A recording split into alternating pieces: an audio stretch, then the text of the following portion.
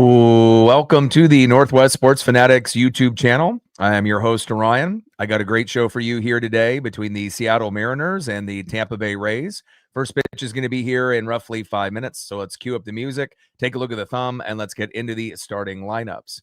Happy Sunday, everyone.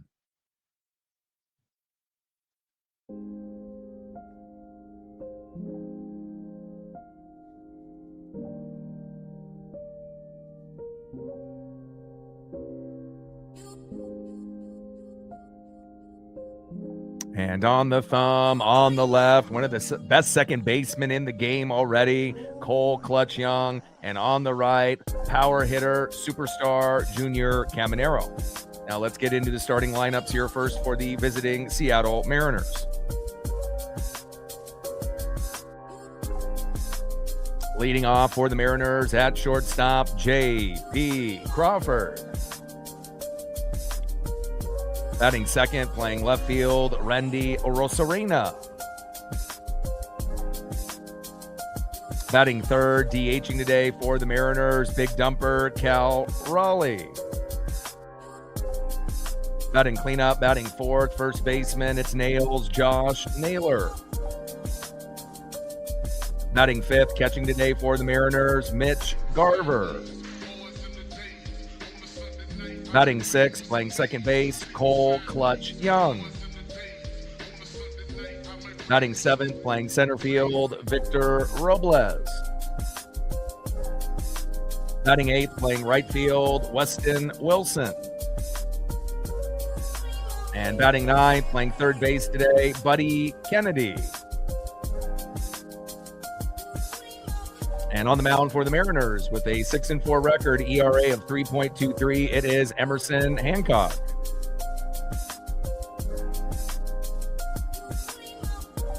And now let's get into the starting lineups for the home Tampa Bay Rays. Leading off for the Rays at DH, Yandy Diaz. Batting second, playing first base, Jonathan Aranda. Batting third, playing third base, Junior Caminero. Batting cleanup, batting fourth, center fielder, Cedric Mullins. Batting fifth, playing left field, Chandler Simpson. Batting sixth, playing right field, Victor Mesa Jr. Batting seventh, playing shortstop for Tampa, Taylor Wall. Batting eighth, playing second base, Richie Palacios. And batting ninth, catching today for the Rays, Hunter Fiducia. And on the mound for the Tampa Bay Rays, 6-1 record, ERA of 4.11, it is Ian Seymour. Tridents up, let's go M's. We're going to be shooting for 100 likes, 100 on that dono train. And 5 to 15 subs. Let's get it, baby. 50th year anniversary for the Seattle Mariners. 40 plus years on the radio for this legend and icon. So every stream we will dedicate it. One of my favorites of all time, Rick Riz. We love you.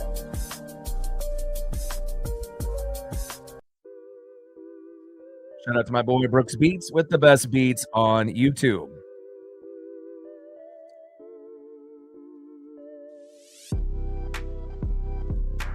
All right, baby, I'm ready. Let's go. Power code in the building. What's good? Got to try to find somehow, some way to be able to get some type of victory.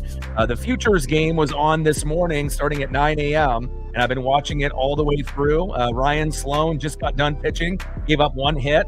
Starting the game was Cade Anderson. He only gave up one hit as well. Both looked very, very good. And those were the two main Mariners that were represented in the Futures game. And again, with the bullpen issues that we have, it's just maybe a matter of time before, those guys get promoted to AAA and then end up joining the squad at some point. Maybe Cade Anderson this year and Sloan next year. But again, you just never know, with the injuries and everything that's going on. But I definitely liked what I saw after Ryan Sloan there in the fifth, as well as Cade Anderson starting the game in the first inning. And a lot of young, amazing prospects that we're playing in the Futures game this morning that is still going on right now on NBC. And again, I'll definitely be double dipping and taking kind of a look at both, while we end up calling this game as well. But for the most part, obviously Sloan is done. Kate Anderson is done. So again, it will be kind of monitoring some of the other prospects as well. All right, 0-0, Mariners and Rays. We are about to get started here. And again, it's been rough, right? We obviously did pretty good against the Blue Jays on the 4th of July, winning 11-0. I was there at T-Mobile, then won the next game 4-0. And then we got swept by the Marlins, and we've lost 7-2 and 6-1. We got to try to be able to get to 3 to 5 runs. And normally I would say 5 runs, 7 to 10 hits, but it's been kind of slim pickings. So got to do whatever we can to be able to strike early and often. First pitch from Seymour to Crawford takes a strike looking right down the middle, 89 miles an hour, 0-1 count. And then I will be doing the home run derby tomorrow. And then obviously the All-Star game on Tuesday. Wednesday and Thursday, they will be off, letting the players rest up. And then we'll be back on Friday doing the Mariners versus the San Francisco Giants, I believe, at home. 0-1 pitch fouled off, low and away. Sweeper, 82 miles an hour there by Seymour. No balls and 2 strikes to J.P. Crawford. 0-2 pitch from Seymour, high and away. 1 ball and 2 strikes to J.P. Crawford. And again, Ian Seymour, 6-1 record, ERA of 4.11. And that's why we have Weston Wilson and Buddy Kennedy in the game, just because we are going against a lefty. And obviously things have been pretty tough for us as of late. So it's definitely going to be challenging, but I'm hoping somehow, some way, some of the others can step up like Cole Clutch Young. Julie in the building. How are you? Pitch is outside. Four-seam fastball, 91 miles an hour. 2 balls and 2 strikes from Seymour to Crawford. 2-2 pitch, low and away. Count now is full. 3 balls and 2 strikes from Seymour to JP. And one thing about JP Crawford that I love is his patience in the box. It's trickled down to Dom and Cole Young, and we can just get the middle of the order to be patient as well. Good things can happen. And again, it's been a very rough few games for us. Obviously on a 5-game slide, and we got to be able to find a way today. 3-2 pitch, low and away, and JP with a 6-pitch walk. And again, that's just as good as getting on with a bunt for a single or a single up the middle. Good job there by JP. And we got to make sure we make this pitcher pay. If he's not going to be able to hit the strike zone, I'll be swinging at the first couple pitches. Randy, Cal Raleigh, Josh Naylor, be patient. Next up, left fielder Randy Arozarena. On deck is the big dumper, Cal Raleigh. Let's go, Randy. See if Randy can get something going against his former team. We may see Luke Raley and Dominic Canzone later in the game pinch hit when they switch to a right-handed pitcher. And we probably will need that at some point. First pitch takes a strike looking low and out the knees, 0-1 count. 0-1 pitch, big, swing and a miss, low and away. 2 balls and 2 strikes to Randy Arozarena.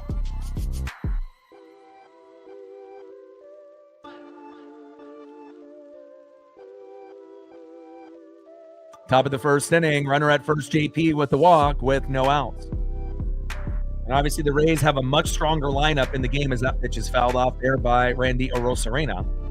Sweeper down the middle. 0-2 pitch, popped up and fading out of play. Count still remains, no balls and 2 strikes from Seymour to Randy Arozarena. Right hand's up, let's go M's. Seymour on the mound, the lefty. Randy Arozarena in the box. Happy Sunday morning and early afternoon, everyone. Shout out to our female audience, all our new subs, and everyone watching in the United States, Canada, Mexico, South America, Asia, and beyond. Randy with a dribbler up the middle, double play, throw to first, and got him. And the lack of hustle by Randy Arozarena, not only in left field, but also running to first, is maddening. Now let's see if they're going to challenge here if Randy actually made it to first in time. Let's see.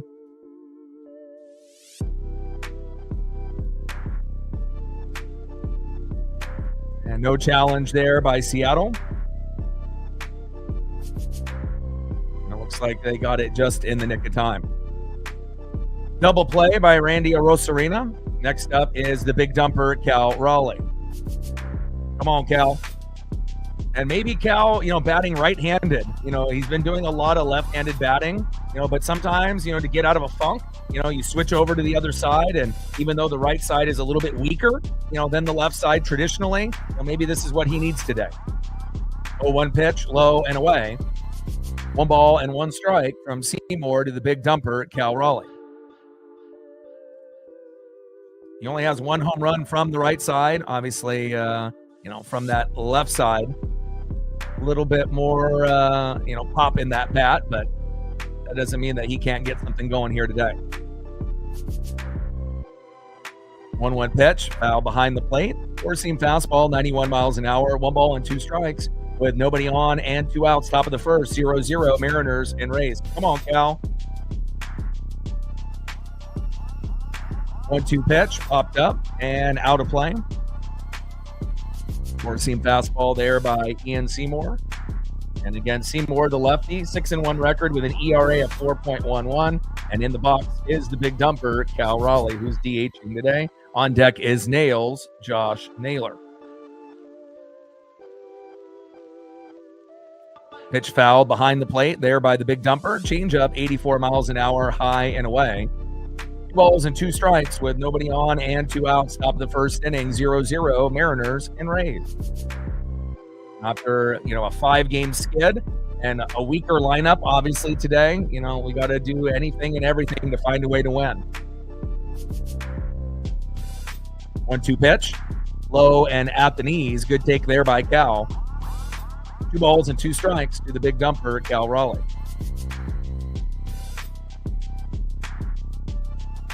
Angry in the building, what's good? CDW in the building, what's good?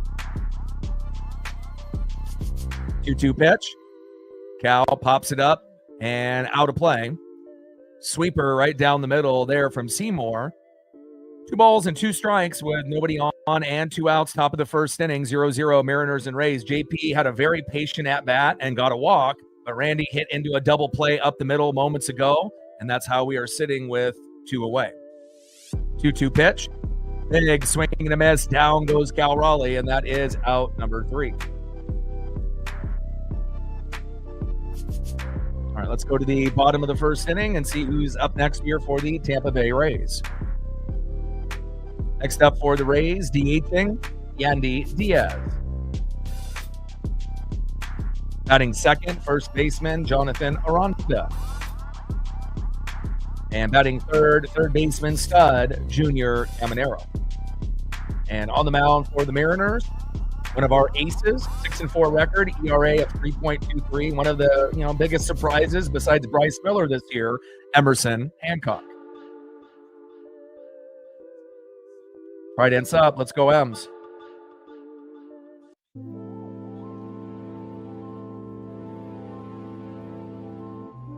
So we got Emerson on the mound today. Obviously, we'll have the home run derby tomorrow, which I'm very excited to be able to see how that kind of plays out. And we got some pretty awesome participants. It's in Philadelphia. You got Kyle Schwarber and obviously Bryce Harper representing. You got Ben Rice from the Yankees, who's having a great year. Junior Caminero is a superstar. We already know that. Jordan Walker is having a breakout year for the Cardinals. Wilson Contreras from the Red Sox obviously took the invite. Jack Caglione from the Royals, and another guy I'm looking forward to from Japan, Munetaka Murakami from the White Sox, who has given them an identity. So I would assume at this point, Schwarber, Junior Caminero, Bryce Harper, those probably would be the guys that you would assume that would be the favorites. But again, I wouldn't count out Munetaka Murakami or, maybe another guy like Jordan Walker, potentially, if he can get into a rhythm. It's going to be very exciting to see how it all plays out. So we'll be doing that tomorrow. And then we'll have the MLB All-Star game. That is my favorite of all All-Star games on Tuesday. Wednesday and Thursday, we'll have the day off as they heal up and travel, either back home or, get some rest in. And then we'll be back live for the Mariners on Friday at home at T-Mobile versus the San Francisco Giants. And then hopefully at that time, Julio, obviously, we assume will be back. And then Brendan Donovan a few days after that. Little dribbler up the middle, and it gets past Hancock. Throw to first. Got him. What a play by Emerson Hancock. Yandy Diaz with a line drive that hits him, and he has to end up running towards the ball. And Hancock ends up picking it up and throwing it to first accurately, and Naylor getting the ball, toe tap on the bag just in the nick of time. And they're going to have the trainers look at Hancock here as he gets a line drive on the first pitch of the game, and hopefully Emerson can continue. And a lot of times you just want pitchers to let the ball go, but Emerson puts his hand down and actually slows the ball down with his bare hand. And again, we don't know if Cole Young is going to be able to get to that ball in time, but he's too far away behind second base. Emerson Hancock picks it up. And normally when you get pitchers, that try to throw it to first, it's a nightmare, right? When they bunt, or if it ends up being a little dribbler in front of them, a lot of times the throw is high, the throw is low, and then it ends up being a single or a double if it ends up going into the dugout or into the outfield. So, but a good awareness there by Emerson. That easily could have been a single, and trainers are looking at him, but Emerson is tough, and looks like everything is good to go, and hopefully he'll be able to show a little bit of grip. Obviously, he's looking at the hand right now, and we'll see how it goes here for the rest of the game.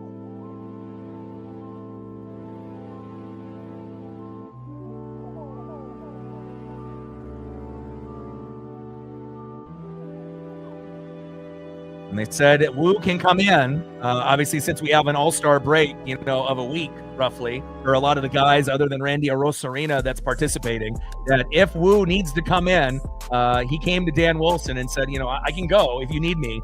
And obviously, no one expected Emerson to potentially leave the game after the first pitch, but after getting a line drive that he put his hand down, but I think he's pretty tough. He should be good to go, you would think. But a great throw to Naylor and getting that out as he falls down.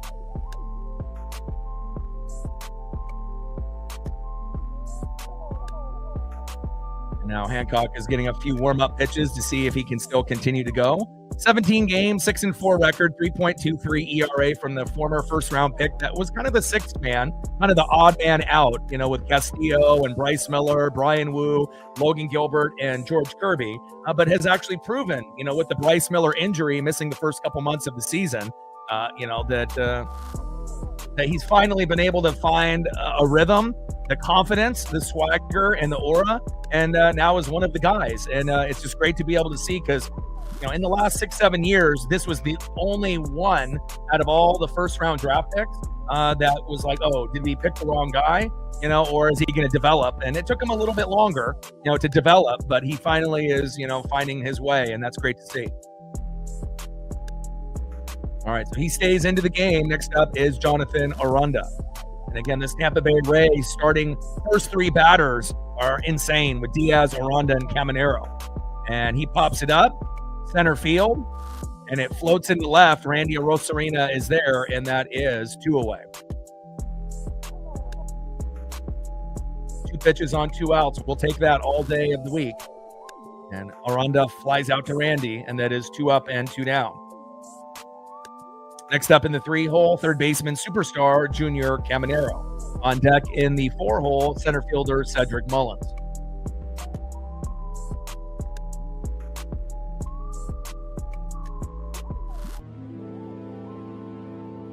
Let's go, Emerson. First pitch is high and away to Junior Caminero. 1-0 count.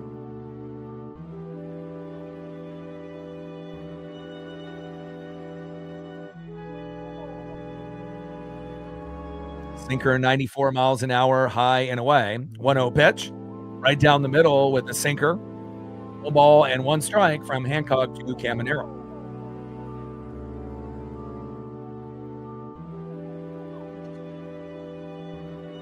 Right in sub, let's go M's. Well, considering the Rays are the best team in the American League and the Mariners are on a 5-game slide, I mean, it's more realistic that the Rays would win, but again, we're desperate. So I'm hoping that, we can find a way to win this game. I mean, even if it's only by a run, a win is a win. And it's definitely been a tough, 5 games against the hottest team in baseball since June 1st, Marlins. And then obviously the best team in the American League, the Tampa Bay Rays. And Junior Caminero strikes out looking, and a really quick, fast inning there by Emerson Hancock. Good job. And really the only way we're going to have a chance is if Hancock gives up 2 runs or less. And then if the bullpen pitches well, not like Gabe Spire giving up a 3-run jack yesterday, we can't have that. But we need to be able to try to get to 5 runs, 7 to 10 hits. And if we do that, we should have a chance. But even if we would have scored 5 runs in game 1 or game 2, we still would have lost 7-2 and 6-5. So, we lost 7-2 and 6-1 in the first 2 games. And It would have been, nice to be able to see them get a little bit more run support. But again, with no Julio Rodriguez in the lineup, it really does change a lot, based on this particular team. It's like the Yankees with no Aaron Judge. You just can't replace Julio or Aaron Judge with anybody. All right, let's go to the top of the second inning, and let's see if we can get on the board. Next up in the 4-hole, first baseman, it's Nails, Josh Naylor. Batting fifth, catching today, Mitch Garver. And batting third, my favorite player on the team, a two-way stud, second baseman, Cole Clutch Young. He can make plays in the box, and he is a phenomenon at second base on defense. We love you. One of the best bright spots of the year, considering we've had a lot of injuries and poor play. This is one of the bright spots besides Bryce Miller and Emerson Hancock. And again, Young stats are good enough, to be a reserve in the All-Star game this year, but he didn't get the invite. But I assume next year, he will be an All-Star probably every year moving forward after that.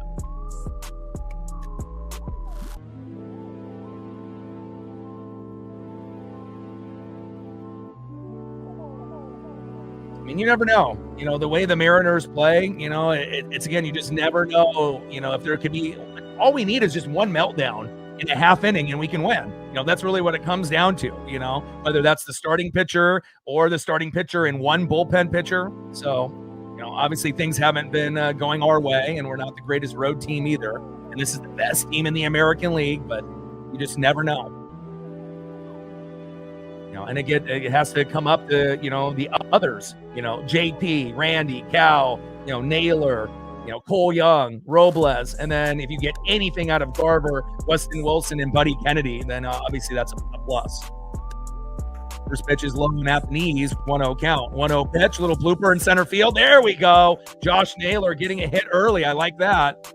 And it's nice to be able to get the first hit of the game in the first 2 innings rather than waiting 5 or 6 innings. Good job, Josh Naylor. Nice blooper into single. I like it. Right into center field with that bloop single. Nice job, Nails. Next up, catcher Mitch Garver. And sometimes the most unexpected heroes, end up being kind of the lower tier guys. So, imagine if Garver, Wilson, or Kennedy hit a home run or get an RBI, it could be the difference between us winning or not, or even competing or not. First pitch in there for a strike to Mitch Garver, 0-1 count. Right hand's up. Let's go, M's.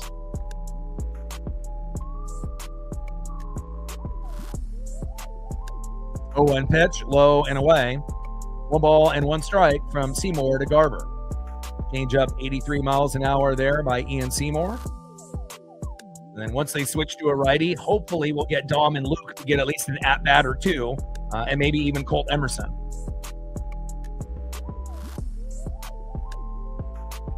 But it seems like they might be giving Colt the day off. But, you never know. He could end up getting a late inning pinch hit opportunity. And that could be the difference, even though he's been a little hot and cold in the box as of late. 1-1 pitch. Good take, low and at the knees. 2 balls and 1 strike from Seymour to Garver. And again, if we can be patient in the box, that could be the difference. But what are the chances that, we get a majority of the batters to be patient, and also dropping some bunts down like the Rays have done in this particular series? That could be an X factor as well. 2-1 pitch, high and inside. Good patient take here by Mitch Garver. 3 balls and 1 strike from Seymour to Garver, even though Johnny Pereda is the better defensive catcher and better hitter than Garver, but he's in AAA at the moment. 3-1 pitch from Seymour.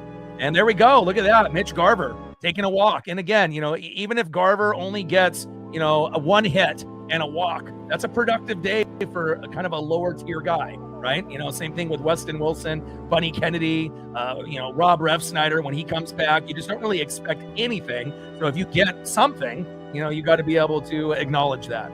All right, here we go. Next up, my favorite player on the team, the bright spot of the season, Cole Clutch Young. And again, already playing at an all-star level in his second year. And again, I can't wait to be able to see if he can continue to progress and get better and better each game moving forward, which I believe he will. Rebecca in the building. What's good?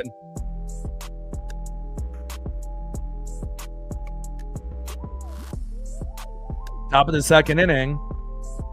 0-0 Mariners and Rays.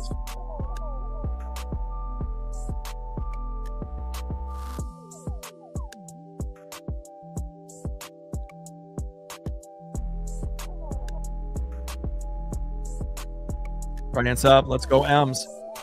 Looks like we have a pitch comm issue that they're working on there, and then looks like they just got it fixed. We got runners at first and second with no outs.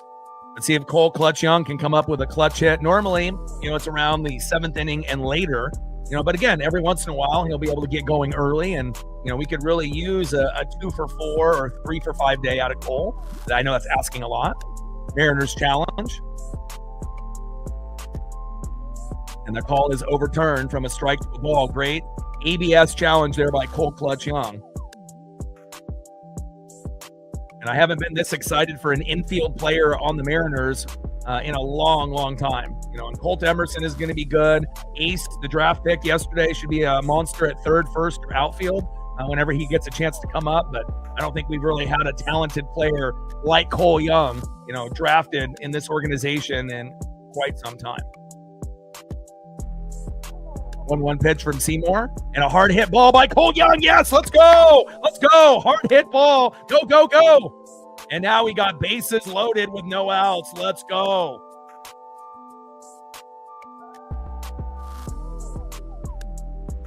And again, I know things have been really bleak lately, but you have to believe, no matter, how bad the starting lineup looks with Weston Wilson, Buddy Kennedy, and Mitch Garver, you just got to believe that we can find a way. And again, it's been really tough against the Marlins and the Rays, but if we can squeak out this victory and get on the board here early, it could really help. Next up is Victor Robles.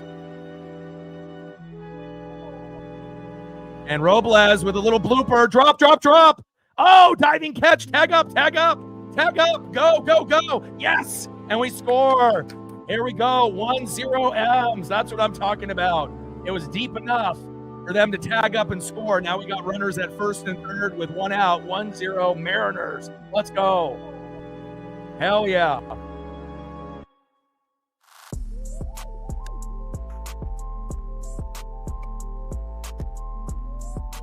There we go, baby. I like it.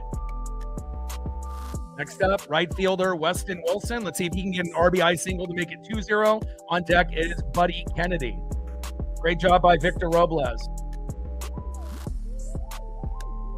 Callie in the building. What's good? We just had bases loaded, and Robles got a sac fly to deep center after Cole Young had a beautiful hit to make it bases loaded.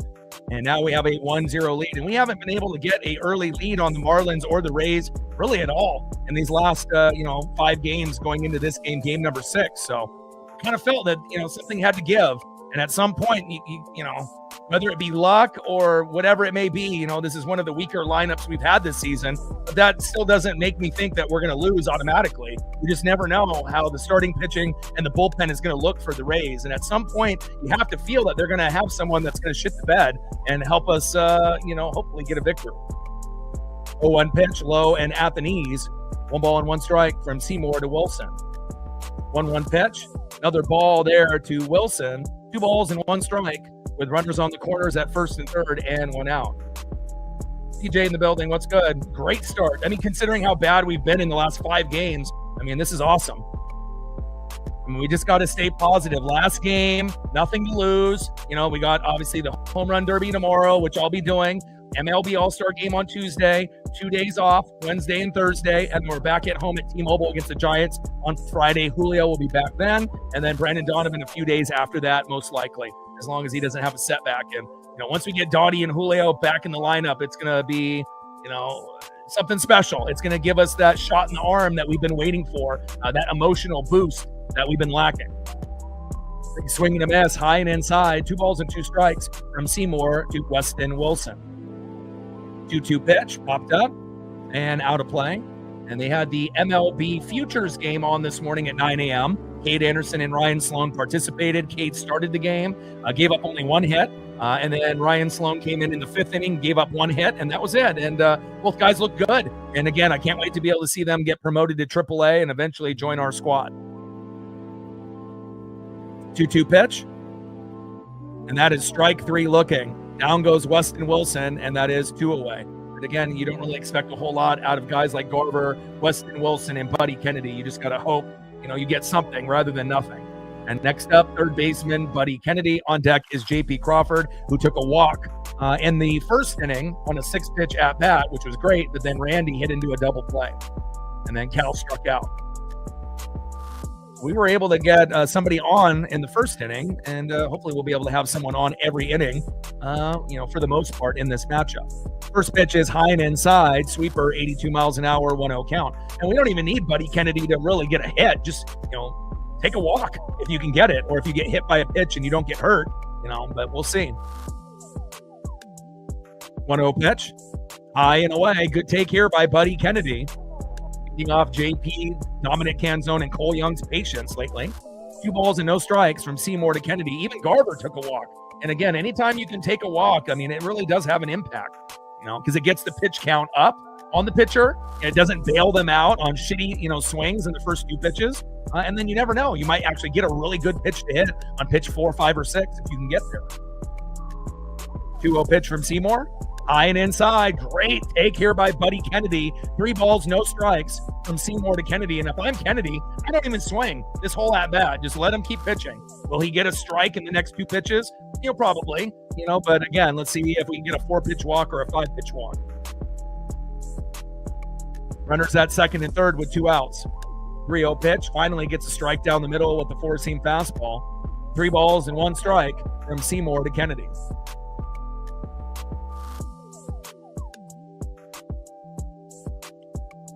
DJ says we're at 28:72 to go. 3-1 pitch. Inside. What a take. And again, most players that are lower tier would have swung at that. Again, they assume, okay, it's 3 bad pitches, 1 pitch right down the middle. But again, if you feel the guy is not, really able to hit the corners, but for a young guy like that, normally they get a little antsy and they swing and strike out or pop up or ground out. But great job. Now we got bases loaded again here with 2 outs. Let's see if JP can add on another run, 2 or 3. And then obviously if he hits a grand salami and we go up 5-0, the chance of us winning this game goes up dramatically. First pitch to JP Crawford, takes a strike looking, 0-1 count. But at this point, I would take an RBI single to make it 2-0. We don't need to get greedy. But we'll take whatever we can get. 0-1 pitch, low and away. And even if JP can force a walk and we get a cheap runner to come home from third with bases loaded, I'll take that as well. The way that the games have been going for us in the last 5 games, getting our ass kicked by the Marlins and Rays, we'll take anything and everything to get a victory before the All-Star break. 1-1 pitch. JP with a little blooper. Drop, JP, drop. Yes, let's go. Run. Second run scores, third run scores. Let's go. 3-0 M's. Fuck yeah.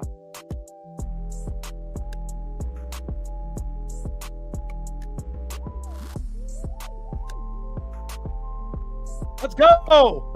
That's what I'm talking about. 3-0 M's, JP Crawford, everybody participating here early on. Great job. Even the lower tier guys coming up big. And JP Crawford, huge RBI to left. Scoring Garver and Cole Young. Kennedy at third now. Runners at second and third with 2 outs for Randy Arozarena. And when's the last time we put up 3 within the first 2 innings? It feels like it's been forever. Awesome job. Let's go. Let's go. We needed something positive to be able to cheer for, right? It's been miserable. Obviously, when I went to the game on the 4th of July, they put up 11 and won 11-0 against the Blue Jays. Next game, 4-0. And that was great. But then getting our ass kicked by the Marlins in 3 games and getting swept. And Randy has a slow dribbler. Throw to first. And that is out number 3. Randy cannot get anything on his former team. But we end up getting 3 in the second inning. I don't think we can complain about that one bit. Let's go. Awesome. And again, you have nothing to lose. We're going to have most of these guys besides Randy are going to have a week off, right? So give everything that you got, to try to get the victory. It means more to us at this point than it does, obviously, to the Rays. Them losing a game isn't going to affect them one bit. But for us, we're in desperation mode and we need something to be positive about, going into the break. Awesome inning. That was one of the best innings I've seen in a minute. Crawford doubled the left, Garver scored, Young scored, Kennedy to third, and you saw everyone participating, and we already got 3 runs and 3 hits. And again, again, it's been a long time that we've had a 3-0 lead on a good team. Great job. Try dance up. Let's go, M's. Next up, in the 4-hole, center fielder Cedric Mullins.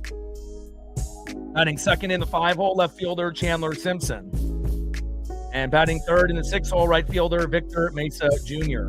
Try dance up. Let's go, M's. And that's why, you have to be able to believe, that we can win, no matter, how bad the lineup looks. And I get it. If you ended up looking at the starting lineup and you said, oh, God, Mitch Garver, Weston Wilson, Buddy Kennedy, where the hell is Colt Emerson, Luke Raley, and Dominic Canzone? But we are going against a lefty. But still, even with lower tier guys, you got to believe that we can get it done at some point or another. And they did. So far, so good. 3-0 Mariners. Always have that blind faith. Let's go. Corin in the building. What's good? Cedric Mullins is up next. And yeah, Paisley still has the cone. She's going to be wearing it. She has one more day of medicine left, but I'm going to keep the cone on her for probably another week or so. And then hopefully things will be good to go and I won't have any more vet visits the rest of the year. 3 times in 3 months for $1,100 definitely was not ideal. But what is ideal is the Mariners putting up 3 runs in the second inning, and we got a 3-0 lead against the best team in the American League, the Tampa Bay Rays. Let's go. Fantastic inning. Next up is Emerson Hancock. First pitch from Hancock there to Cedric Mullins is a strike, high and away. 0-1 count. 203 batting average, 11 homers, and 30 ribbies in 2026 for Mullins.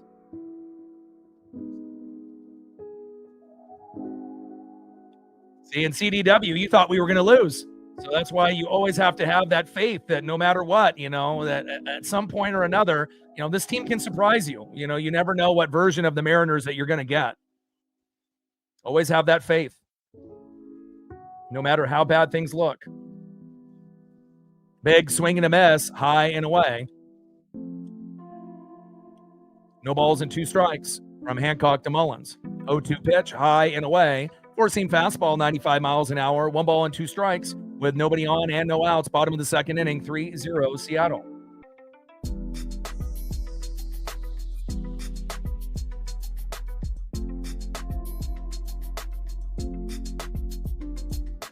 One-two pitch, big swing and a miss, and that is 1 away. I like the Mariners draft pick so far, and people are saying, why are we picking so many third basemen? Well, Ace most likely might not even be a third baseman. They say that he projects to be a first baseman or an outfielder. So if we get rid of Randy Arozarena, or there's any injuries to Josh Naylor, or depending on what happens with JP, obviously, and Brendan Donovan at third in the future, it's nice to be able to have some flexibility because Ace, obviously maybe a third baseman, but a guy that normally is 6'4", 220, usually plays first or outfield. So again, and then to draft a couple others that could end up being, the future third baseman. I think that, obviously pitching is important, and we got a lot of pitching. Cade Anderson and Ryan Sloan still in the farm. And again, we do need to kind of beef up a few positions, like third and outfield, because we really don't know what the future holds with some of those guys. Throw to first, and that is 2 away. Down goes Chandler Simpson, grounding out to third. But again, for a lot of those guys, we're not going to really know how good they potentially can be until, you see them in the farm. And, how many Mariner fans watch farm games besides myself? Not a lot, So, again, I really try to be able to, see the depth and the progression of guys. And, again, but so far, based on what I've read and what I've watched, and it's not like I watch every college baseball game that's out there. It's pretty rare for me to sit down and watch college baseball, if I'm being honest, unless it's like the College World Series or, I know a player that may be linked to the Mariners, like Cade Anderson and LSU in the Natty last year. But, I like the draft so far. But again, we're not going to really know what we have until, a few years down the road. But I really do like that first draft pick, by Ace. And again, whether he plays third, first, or outfield, it definitely is going to be a special draft pick, I believe. And, normally our first round draft picks, we've been hitting them out of the park within the last 6-7 years. 0-1 pitch, fouled off, out of play.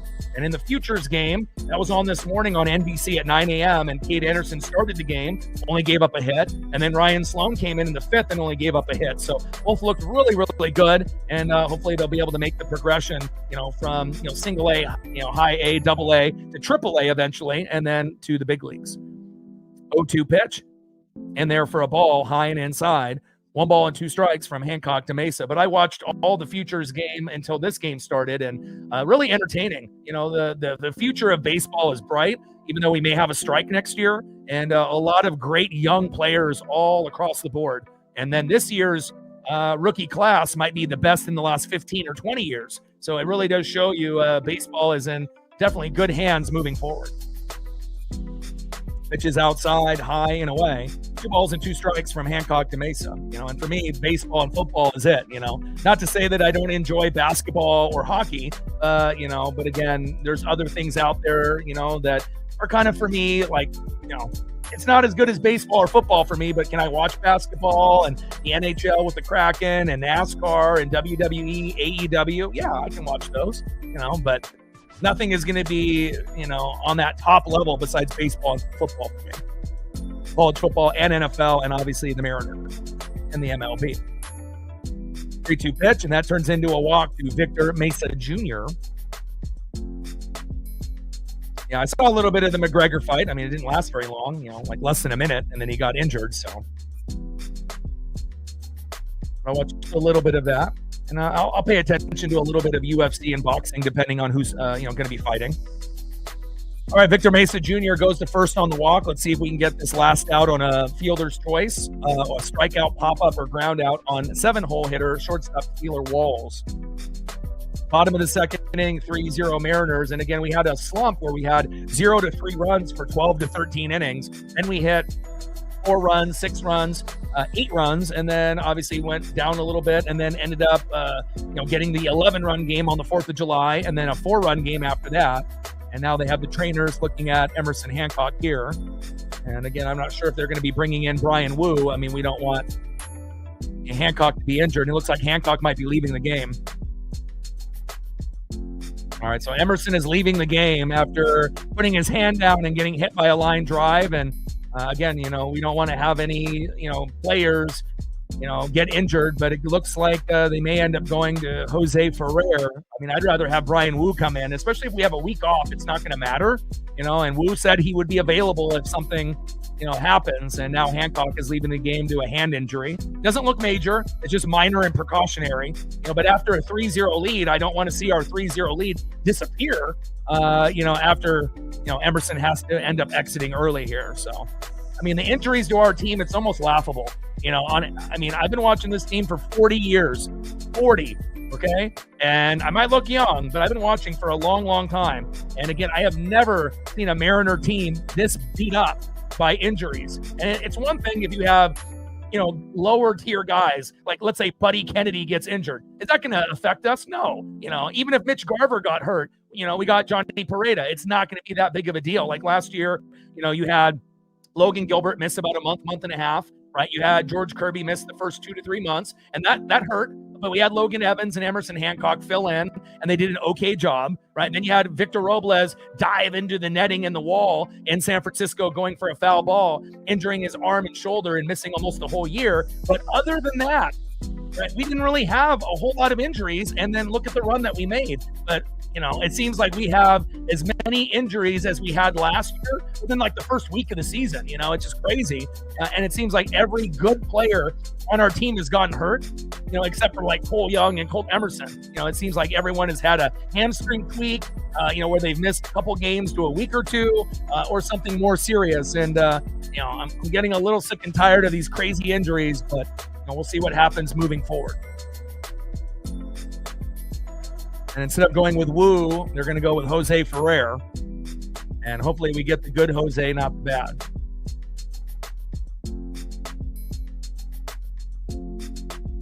And I imagine if we didn't have so many injuries, maybe they let Emerson play. But, they want to be precautionary, just like with Julio not playing in this particular series. And we want to make sure we're a very strong second half team like we normally are moving forward. And hopefully we get the good Jose Ferrer, not bad. Ferrer, Bizzardo, and Spire have not been what we expected this year. And then you got AAA guys after that. Go back and forth with the team with Hoppy and the Tacoma Rainiers, guys like Michael Rucker, Nick Davila, and Josh Simpson, and some of these guys, it's not cutting it, And then again, if the AAA guys can't get it done, and then you bring in Bizzardo or Spire or Ferrer, we can't have them shit the bed like Spire did yesterday and give up that big 3-run jack, and the game was over at that point. So, we definitely need to be buyers at the deadline. We need to grab pitchers. And again, if they're not willing to put Castillo in the pen and they're not willing to call up Kate Anderson and Ryan Sloan, then you better grab a few guys, at the deadline, because we're going to need them. But we're also going to get, hopefully, Carlos Vargas, Cooper Criswell, and Matt Brash back, around August. So, we'll see. If those guys can be healthy at that point, then it'll really fill the gap, and then we can get rid of all the AAA guys, maybe besides Nick Davila, and then send them back to Tacoma, and then we can be a little bit stronger in the bullpen, because that's been a weakness for us. And Mooney really hasn't been that good either, this season compared to previous years. So, all right, we got Jose Ferrer finally in. First pitch, slow dribbler. JP is there. No. Buddy Kennedy, throw to first.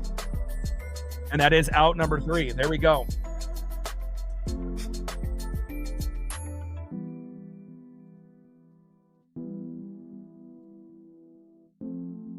I'm not sure if you've been watching the game, CDW, because last year Bizzardo was our best player in the pen. Vargas was probably the worst. So again, if you're watching games here and there, that's one thing, but for us here, we're watching every single game, every single pitch. And Bizzardo was our number 1 in the pen last year. End of the second inning, 3-0 Mariners. Let's go to the top of the third and see who's up next here for the Mariners and see if we can add on another run or two. Next up in the 3-hole, DHing 0 for 1 with a K, big dumper, Cal Raleigh. Batting second, 1 for 1 with a run, first baseman Josh Naylor. He got the party started with a single up the middle. And batting third, 0 for 0 with a run and a base on ball, taking a walk in his first at-bat, it is Mitch Garver. Right ends up, let's go M's. 62 subs to go to 24,500.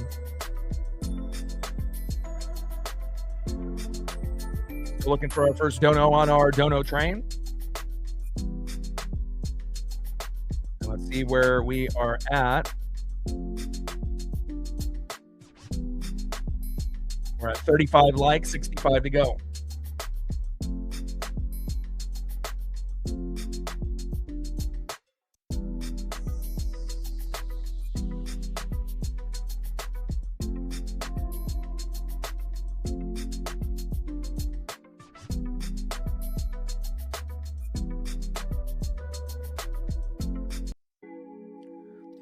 Try dance up. Let's go M's. End of the second inning. 3-0 Mariners.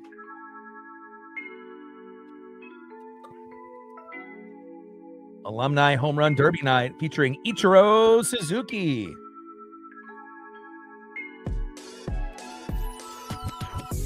Shout out to my boy Brooks Beats with the best beats on YouTube. First pitch from Ian Seymour to Cal Raleigh. Fouls it off. Out of play. Sweeper 78 miles an hour right down the middle. 0-1 count.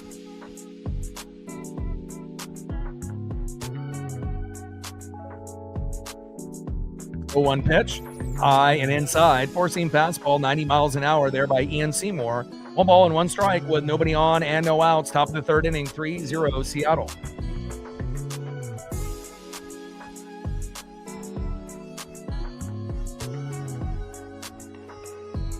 One pitch, low and at the knees.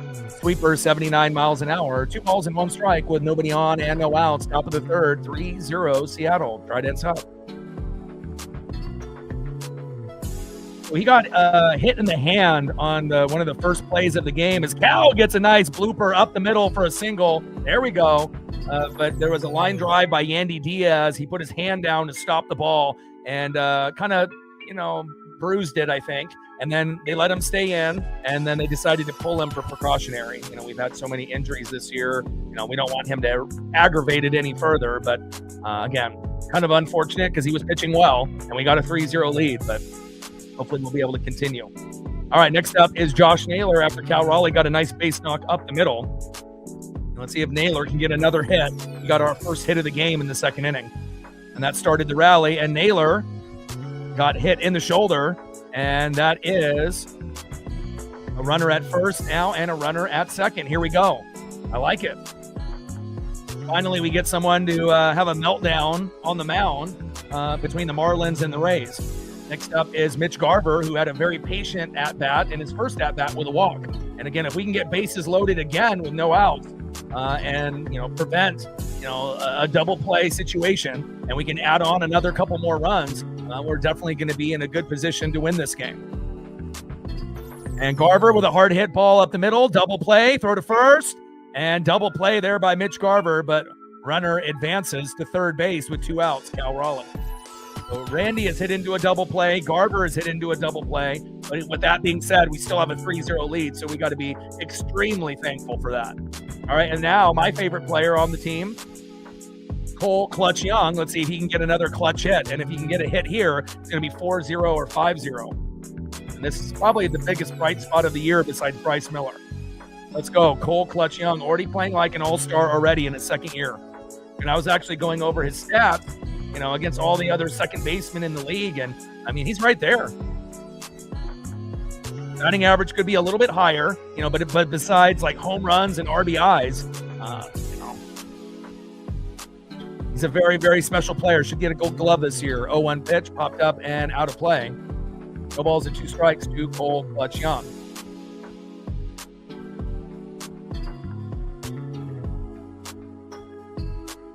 But I think, I know Ernie Clement is starting for the Blue Jays, but to me, the only thing that Ernie is better than Cole at the moment is batting average. And, I would rather have Cole Young, on the Mariners than Ernie Clement. So, and he's got more home runs and more ribbies than Ernie. And Ernie's obviously a vet, and whatnot. So, and Cole's only in his second year.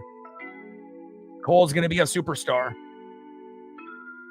And it kind of feels like he'll be our best infielder for many, many years to come. Kind of like a Julio Rodriguez in the infield, a guy that can play offense and defense. And he doesn't really look like a guy that can hit a lot of home runs, but don't let that stature deceive you. Smaller guys can still get home runs. They may not end up being in the double deck or triple decker. They may just barely go over the wall, but a home run is a home run. Pitch is low and away. 1 ball and 2 strikes with a runner at third. Cal Raleigh with 2 outs.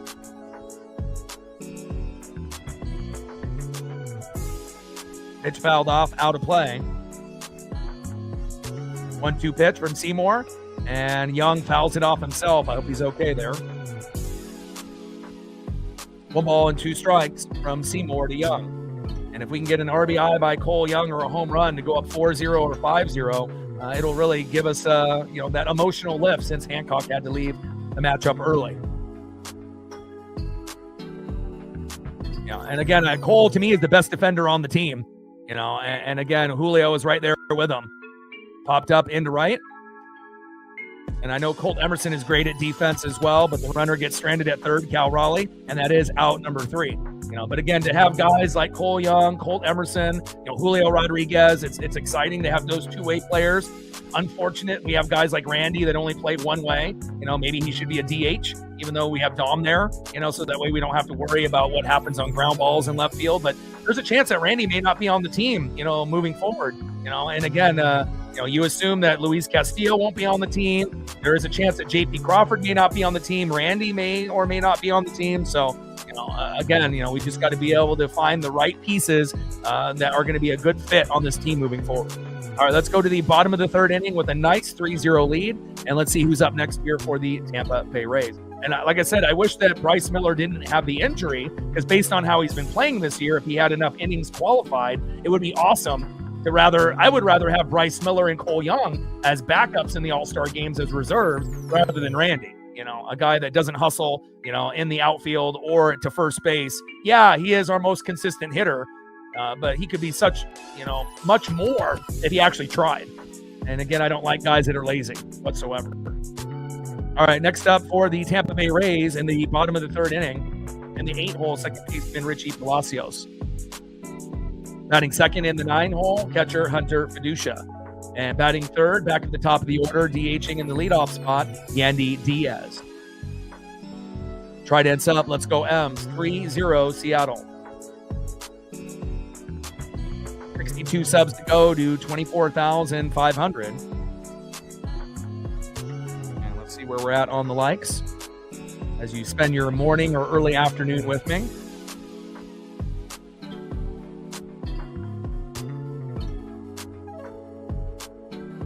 All right, we're at 43.57 to go.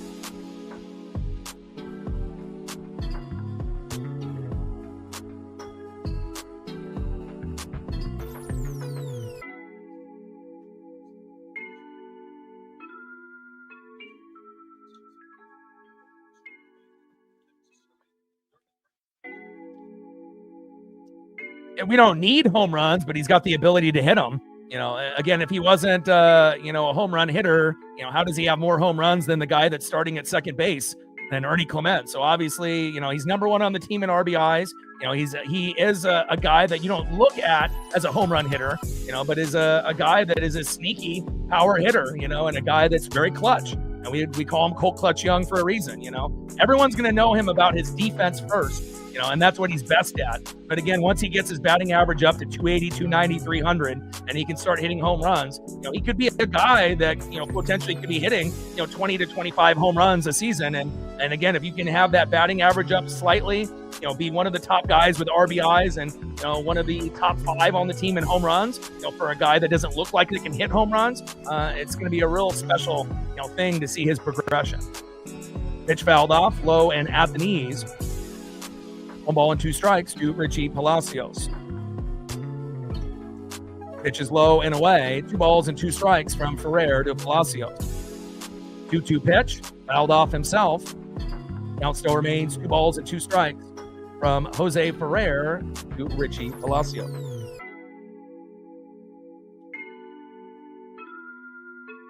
Yeah, best game of the year, 11-0. Against the Blue Jays, there was maybe too many Blue Jay fans for my liking. It was almost like 50-50 there. And a lot of them were chirping and talking shit, But again, after Randy hit the grand slam and we were up 5-0, only the drunk, obnoxious Blue Jay fans were talking after that. And there wasn't that many at that point.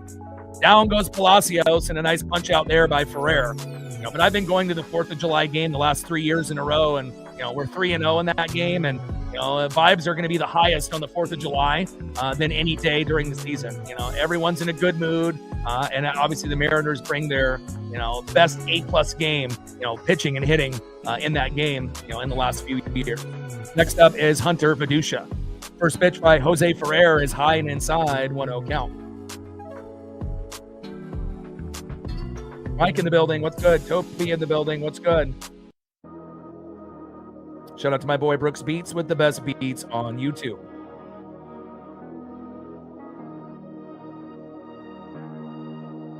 Awesome. Congrats, Toby. I know you were looking for a while. 2-0 pitch. Big swing and a miss with a sinker, 97 miles an hour. 2 balls and 1 strike from Ferrer to Viducia. Looking forward to seeing what your Jags are going to do this season in the NFL as well. Football season's just right around the corner. 2-1 pitch, low and at the knees. Count now is 3 balls and 1 strike from Ferrer to Viducia.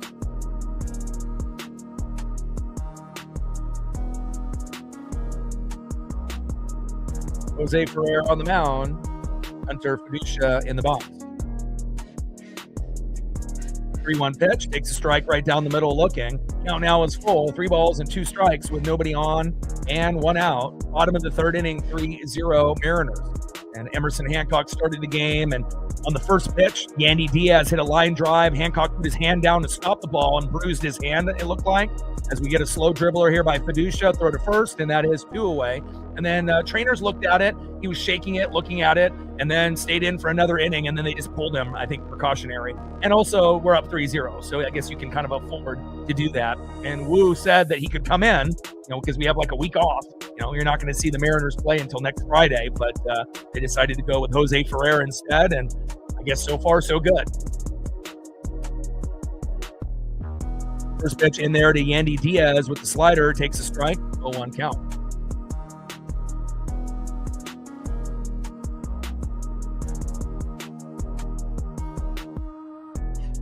just a minor hand bruise, I believe. I don't know if there was any skin that got peeled off and whatnot based on the line drive that he tried to stop on the first pitch of the game. But whether it's a blister, a bruise, some skin, that might have got tore off from the baseball. But again, Hancock will be fine. And a little blooper into right field to Weston Wilson, and a single there from Yandy Diaz in his second at bat.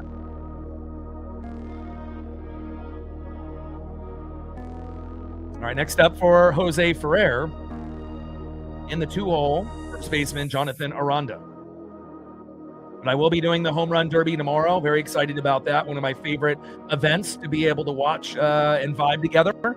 And they're taking away the time rule, so we don't have to worry about that. I thought that was one of the dumbest rules in the home run derby. Now it's just swings. So there's no pressure with the timing. And that's going to lead to more home runs and more excitement in the event moving forward. And then we got the MLB All-Star Game on Tuesday. Wednesday and Thursday we have off while the Mariners try to get healthy. And then we're back here on Friday at T-Mobile versus the Giants for a Mariners stream on Friday. So looking forward to the home run derby tomorrow. We'll be doing that here live on the channel, as well as the All-Star Game, 2 days off, and then right back at it for the second half of the season.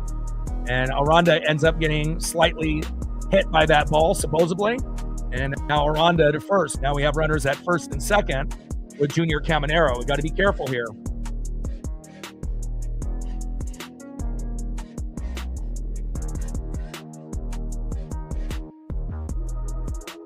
Can't give up a 3-run jack to have the game be tied 3-3, because if that ends up happening, we may not win this game. We have to try to hang on to a lead as long as possible. And the longer that we can keep the Rays at 0 or 1, and we can keep scoring runs, hopefully, because we still need to get more than likely to, 5, 6, 7 runs to win this game. And at any given point, and again, we have more home runs on the season than the Rays do, but they're very calculated, and they are able to get back-to-back hits, probably better than anybody in baseball besides maybe the Dodgers, Brewers, or Braves. So, again, we have to make sure that the pitching doesn't fall off after Hancock had to exit the game, and now we got Jose Ferrer in there. So.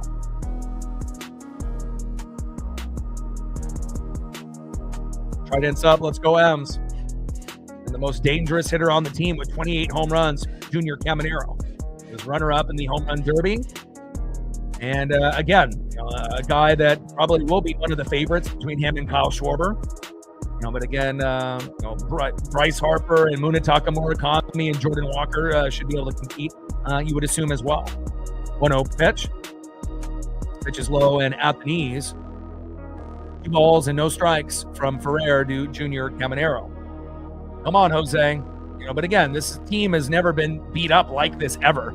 And I know it's disappointing to be a couple games below 500, but literally we could be 10 or 15 below based on what's happened this season. So, and again, I've never seen a team this beat up ever. Usually it's like 1 or 2 minor injuries to lower end guys, for the most part, not, having all our star players, being hurt at least at one point, during this first half of the season, and some guys missing multiple months, and also guys playing bad, like Kirby, Wu, and Mooney have not been playing up to their level. So lots of reasons why, we're at where we're at, but I think we are going to get hot in the second half of the season, and we got to pray that we don't have as many injuries. Takes a strike looking there, 2 balls and 2 strikes to Junior Caminero. 2-2 pitch, low and at the knees. Count now is full. Come on, Jose. Count now is full. 3 balls and 2 strikes with the runners at first and second and 2 out.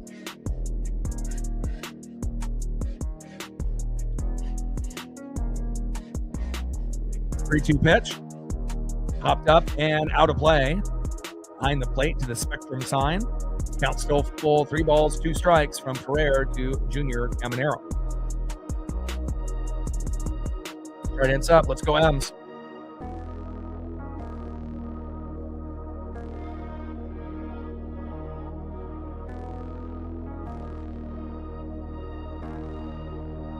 Three-two pitch, hard hit ball, popped up and out of play.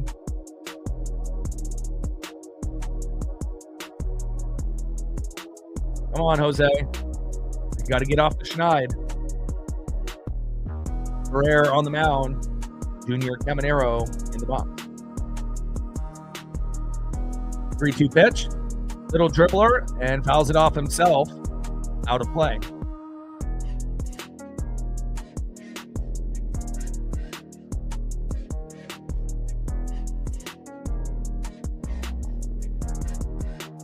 I mean, if we had no injuries and we have the record that we have right now, I would be a little concerned, but not a lot. But considering with all the injuries that we have to be blessed that we're still kind of in the running, and the American League is having a really down year. So that benefits us, based on what's happened. You got the Rays, you got the Yankees, you got the Guardians, the White Sox, and then you're going to have the Mariners, the Rangers, and the Astros. So we're obviously not the Rays or the Yankees, but neither are the Guardians or the White Sox. They're kind of like the Mariners and the Rangers, where they're usually 500 or 2 or 3 games above, not anything really too crazy to get worked up about. 3-2 pitch, and that is strike 3 looking. Let's go. Down goes Junior Caminero. And it looks like Caminero is challenging, but I think this got the corner. Let's pray it does. Yes, baby! They lose the challenge, and then we leave the runner stranded. Let's go.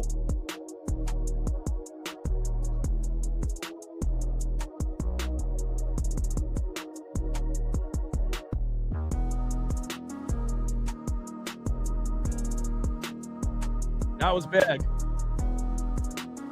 Again, if they end up getting on base, or if Junior ends up hitting a single, double, or home run, who knows if we can score any more runs after this. I mean, we ended up getting 3 in the second inning, but it's been pretty tough the last 5 games. So great job there by Jose Ferrer, getting that last punch out on a full count, which normally he doesn't do. All right, next up for the Mariners, let's see if we can add on another run.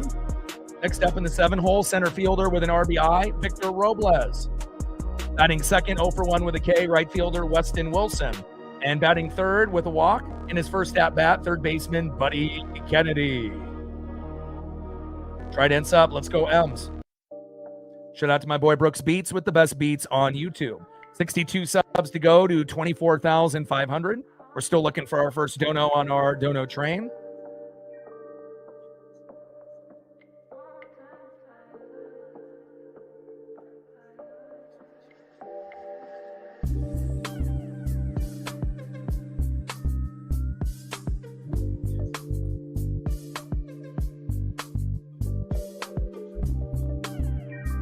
All right, we're at 50 likes, 50 to go.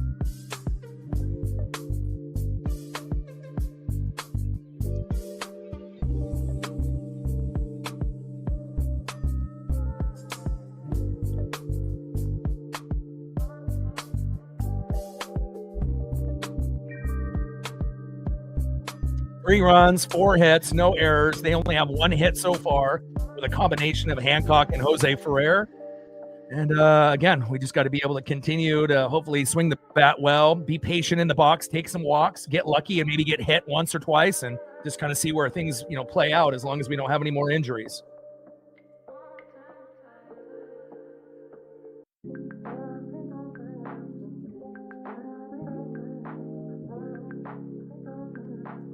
First pitch is high and away.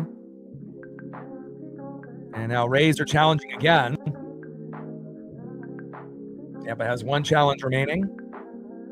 Call is overturned. No balls and 1 strike to Victor Robles.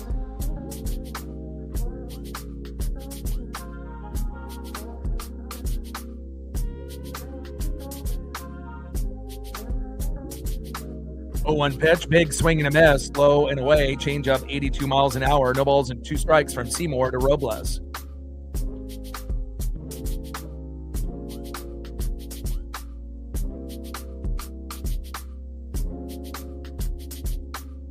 Oh, 2 pitch with the ball to Victor. 1 ball and 2 strikes from Seymour to Robles. Come on, Victor. Hawks in the building. What's good? I did see. I wasn't surprised by that one bit, though. You knew that they were going to be sold. Obviously, once Paul Allen died, you already knew at some point with the Paul Allen group, with Jody and everyone else that was running it, at some point with the Blazers and the Seahawks, eventually things were, going to be sold. So pitch fouled off, high and inside. 1 ball and 2 strikes from Seymour to Robles. 1-2 pitch. Big swing and a miss. Down goes Victor. Nice punch out there by Ian Seymour, and that is 1 away. Top of the 4th inning, 3-0 Mariners. Robles had a sac fly to center, scoring Naylor. 1-0 Seattle in the second, and then J.P. Crawford ended up getting a double to left with bases loaded. Garber and Young scored, and making it 3-0 Seattle. The only downside is Hancock had to leave the game early. after a line drive hit him on the first pitch of the game, and Jose Ferrer came in the second, but again, second or third, but so far so good. Next up is Weston Wilson. First pitch is a ball, 1-0 count.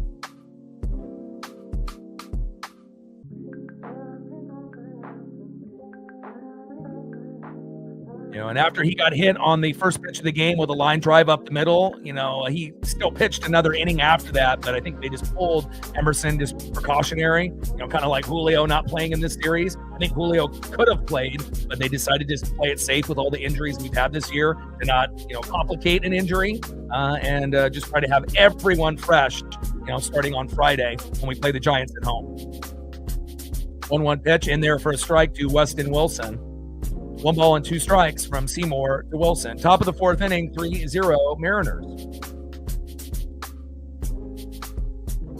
And I'm really excited for Brendan Donovan to eventually join the team as well as Julio.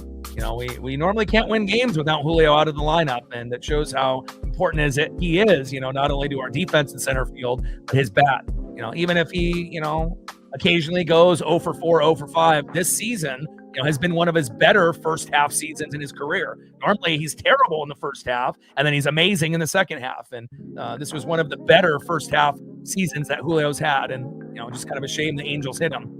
And Weston Wilson, deep ball, back, gone! Let's go. And for the lower guys in the lineup, like I mentioned at the beginning of the broadcast, you never know if they'll end up stepping up. And Weston Wilson hitting his first home run in a Mariner uniform at the best possible time. Let's go. 4-0 M's, baby. Unbelievable. 401 feet and jacked it way up there. Way to bring the electricity tridents up for the very first time for Weston Wilson. Let's see if his bro, Buddy Kennedy, can do the same. Wow. Let's go. And again, normally when you have a lineup that has Garver, Weston Wilson, and Buddy Kennedy, you're shaking your head. What are we doing? Are we just, automatically just giving up on the last game? But, I initially thought, oh, God, no Luke Raley, no Dominic Canzone because there's a lefty. And then where's Colt Emerson? Why is Buddy Kennedy playing for Colt? But again, we may see those players pinch hit later in the game, but if we end up having a lead, we may not even need them. 1-0 pitch, high and away, 2 balls and no strikes to Buddy Kennedy.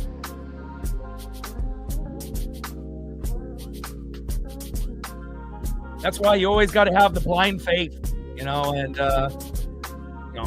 always have that, hope that, even when the lineup looks bad and even though we've gotten crushed the last 5 games, that we might be able to be more motivated, to win this game, more desperate. And again, we're getting the job done so far halfway through the matchup. I actually watched the Futures game. So I already watched Cade, pitch the first inning, Sloan pitch the 5th, and a line drive, and Buddy Kennedy with a hit. Wow, look at this. Everyone is producing, even our lower guys. Garver's getting walks. Kennedy and Wilson are doing their job. Let's go. And a beautiful hit towards Junior Caminero by Buddy Kennedy, and he can't even get a hold of it. And Kennedy to first. Let's go. Next up is J.P. Crawford. So I ended up watching, about half of the Futures game, and right when Ryan Sloan got his last out in the 5th inning, I had to turn it off because I'm trying to focus on this game. But I'll probably end up watching, the 6th, 7th, 8th, and 9th at some point, on the DVR since it was on NBC. But it doesn't really feature any Mariner players besides Cade and Sloan. And, they both pitched a half inning. First inning for Cade starting the game, and then Sloan in the 5th. And they both gave up only 1 hit. So, they both look good. And obviously we still have the draft continuing to go on for the Mariners here on day 2 as well. Next up is J.P. Crawford. 1 ball and 1 strike to J.P. Throw to first, and Kennedy is safe. But again, when's the last time that we had a 4-0 lead halfway through a game on a really good team? I mean, it's been a while, and it feels good. I mean, we had that 11-0 victory that I went to on the 4th of July, and then they had a 4-0 victory the day after, but then we got swept by the Marlins. We got beat up in these first 2 games, and it feels good to actually, finish the first half of the season on a good note.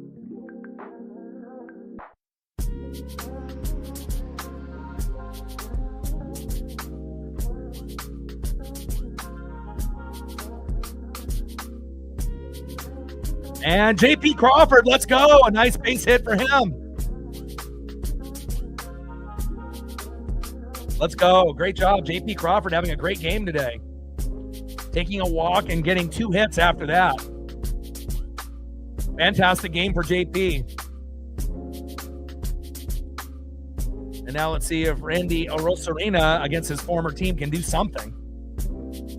We've had Randy and Garver hit into double plays already, but we're still up 4-0.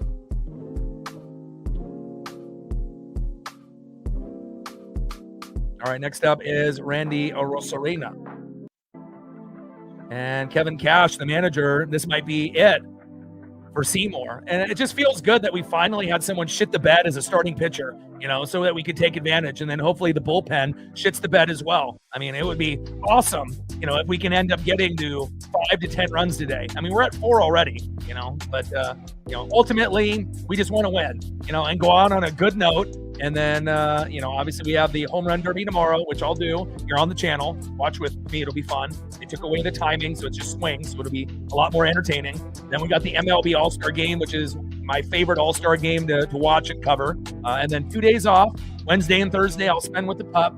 And then obviously we'll be back at it at T-Mobile for the first game against the Giants at home. And hopefully we'll be able to kick their ass and, start off on a really, good note on the second half of the season. All right, Sulser is coming in.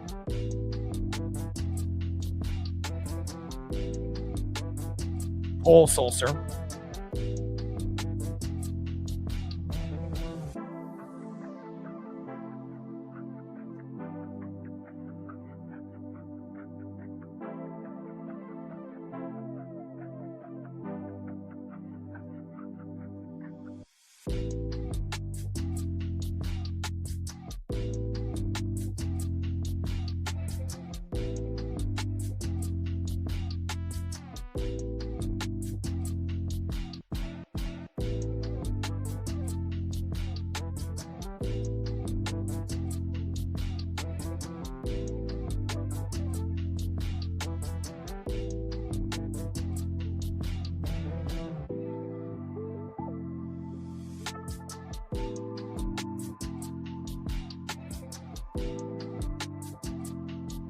All right, Cole Sulster is coming in.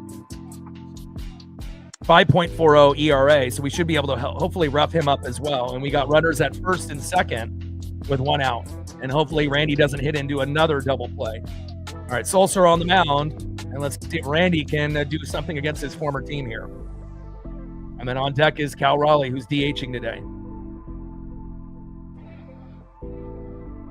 First pitch is high and inside. 1-0 count. Shout out to my boy Brooks Beats with the best beats on YouTube. Let them know, Hawks. Tank in the building. Rebecca in the building. What's good? Takes a strike there on the second pitch. 1 ball and 1 strike to Randy Arosarena. Shout out to our female audience, as well as all of our new subs and our regulars, everyone watching in the United States, Canada, Mexico, South America, Asia, and beyond. And even people watching in New Zealand and Africa, Australia. I mean, we are global, baby. 1-1 pitch. Low and away. 2 balls and 1 strike with runners at first and second and 1 out. Top of the 4th inning. 4-0 M's. Trident's up. 2-1 pitch. Big swing and a miss.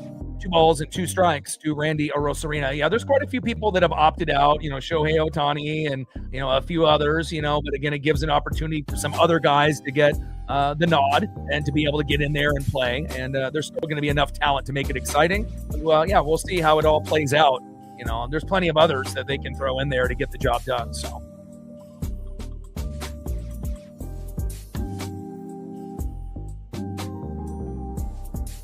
Obviously, Mizorowski has been the best pitcher, obviously in the National League, but there'll be a few other guys that they'll be able to throw in there. Hard hit ball by Randy. Back.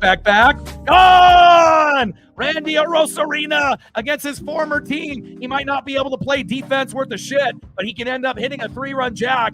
7-0 Mariners. Let's go!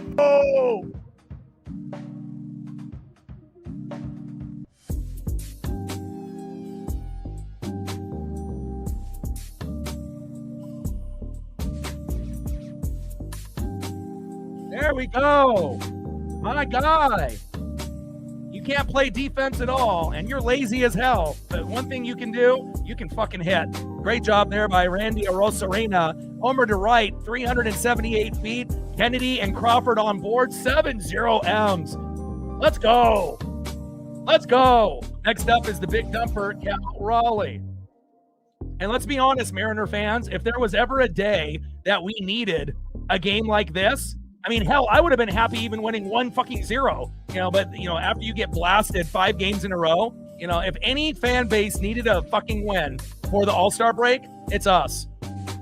As Randy is playing the trident like a guitar, like he typically does. But again, it feels good. We got a lot of talent. We ended up getting a little bit of a meltdown with the pitchers. Hancock had to leave early. But again, we're still doing really, really well. 0-2 pitch, big swing and a miss. Down goes Cal, and that is 2 away. I mean, hell, at this point, we're pacing for 10 to 14 runs. And that's not going to hurt my feelings if we can get there. I mean, I went to the game where we scored 11 and won 11-0 against the Blue Jays on the 4th of July. And let me tell you, that was a real special treat. All right, next up is Josh Naylor. First pitch, Naylor, slow dribbler up the middle. Throw to first, and that is out number 3. But not after. Randy Arosarena finally, in the last game in the series, gets a little payback against his former team. And not only that, we get a homer by Weston Wilson. Are you kidding me? Unbelievable. First homer in a Mariner uniform. They don't even have any Mariner photos of him yet, let alone Buddy Kennedy as well. Everyone producing and helping the Mariners win so far here today. And again, normally when you got Garver, Weston Wilson, and Buddy Kennedy in the lineup, you're like, oh God. But remember, these guys are not Rob Refsnyder. Trident's up. Let's go, Elms. Awesome.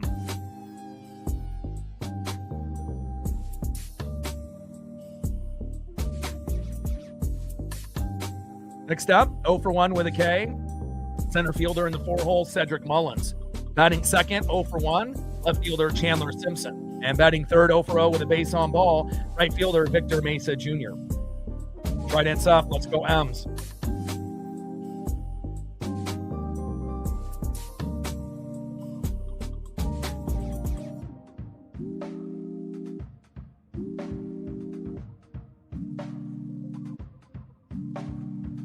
Chuck with a 5er, getting us started. Appreciate you, Chuck. We're at 5 on the Dono train, 95 to go.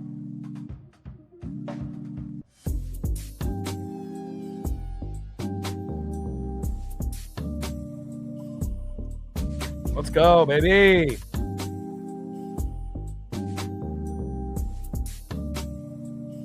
Nice job by Chuck with the 5er, 95 to go.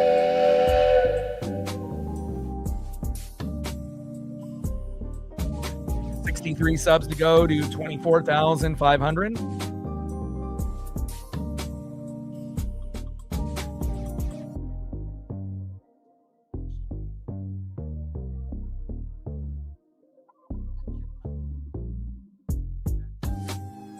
And let's see where we're at on the likes. The bottom of the 4th inning, 7-0 M's. Haven't played like this in a long, long time since that 4th of July game. All right, 56 likes, 44 more to 100.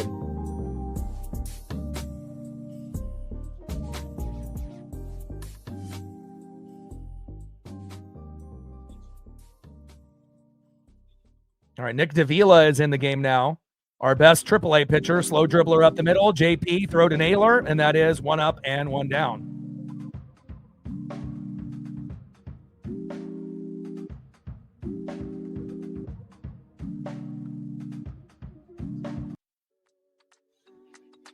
Yeah, I think with Cal, a lot of it is timing and lack of patience, and again, if he ended up not having so much pressure, after playing 159 games out of 162 and, winning the home run derby last year and playing in the All-Star game and doing the WBC and then getting hurt a couple times, obviously, everything is just, his body broke down, and he hasn't been able to get the timing back, too much pressure on himself. He's, too overly aggressive. His swings have not been good this year. It kind of reminds me of Julio early in his career, just swinging at anything and everything, a lot of off-balance swings. And, again, he has to be in it mentally first. he has to believe in himself and then be more patient. And once he starts believing in himself and a little bit more patient, then, we'll hopefully get him, do 20, 25 home runs at the end of the year, which he's stuck right now at 9, but, still on pace to get to 20. And normally, besides the record-breaking year where he had 60 last year, he normally would hit 20 to 35 home runs. So obviously this is the worst version, of Cal, but think about it. If you get hurt, sometimes you're not going to be right for a while, and depending on the injury. And obviously squatting down on your knees, for 2 to 3 hours a game for 159 games and the playoffs, I mean, at some point, your body is going to break down, and catching is the hardest position in baseball, in my opinion, to be good at consistently. So 2-2 pitch, line drive into right, and foul. But hopefully Cal, will end up getting better. He may, it may take a while, and he may end up just having a rough year, but you just have to hope that he'll get a little bit better in the second half of the season and raise that batting average to at least in the mid 250s, rather than under 200. And then we'll see where it goes from there. And then hopefully next year, he'll be back to his normal Cal Raleigh self. 2-2 pitch. And a little blooper in the center. Nice catch by Victor Robles. And that is 2 away.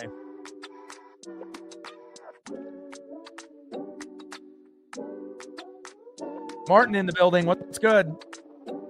Appreciate you.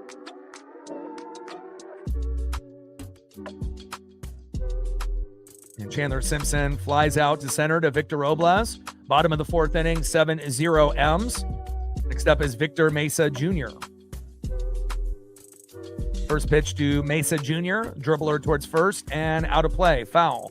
Sinker 95 miles an hour. 0-1 count.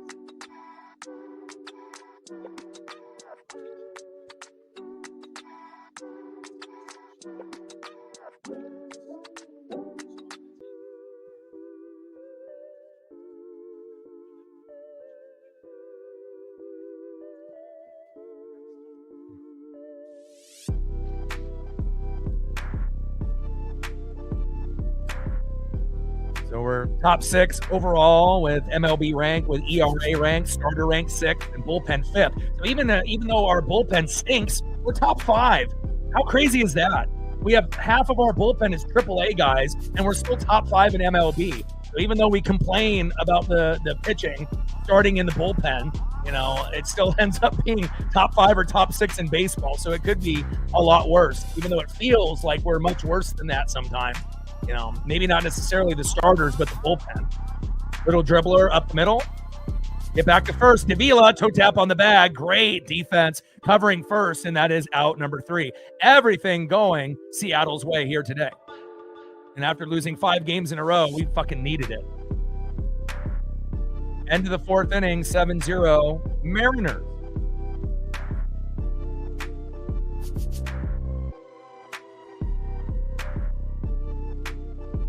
Shout out to my boy Brooks Beats with the best beats on YouTube. Next up, for the Mariners, 0 for 1 with a run and a base on ball, catcher Mitch Garver. Batting second, my favorite player, 1 for 2 with a run, great two-way guy, second baseman Cole Clutch Young. Let's see if Cole can get a single, double, or a home run. Let's go Cole. And batting third, 0 for 1 with an RBI and a K, center fielder Victor Robles. Right hands up, let's go M's. Shout out to our female audience, our new subs, all our regulars, everyone watching in the United States, Canada, Mexico, South America, Asia, and beyond. 50th year anniversary, 40 years on the radio plus for Rick Riz. He's retiring after the season, so every stream we will dedicate it to him, one of the greatest of all time, Rick Riz. Right hands up, let's go M's. 63 subs to go to 24,500. We're at 5 on the Dono train, 95 to go. Let's see where we're at on the likes, how close we are to 100. End of the 4th inning, 7-0 Mariners.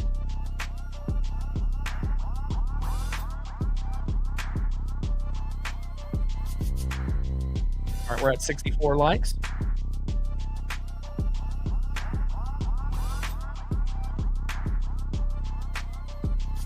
$36 to 100. No, Donnie is not going to be back until... They say around July 17th. So by the time that we get, back to the Giants on Friday, but again, he has to rehab and whatnot. So I would assume, it probably will be a few days after that. We should have Julio back Obviously on the first game on Friday, but if I had to take a guess, it'll be, probably towards the middle to end, of July. Could he end up being in the beginning of August? Who knows? But as long as we get him back for the rest of the year at that point, and he doesn't have any more injuries, then that would be ideal. All right, Roycroft comes into the game. Chris Roycroft, first pitch in there to Mitch Garver for a strike, 0-1 count.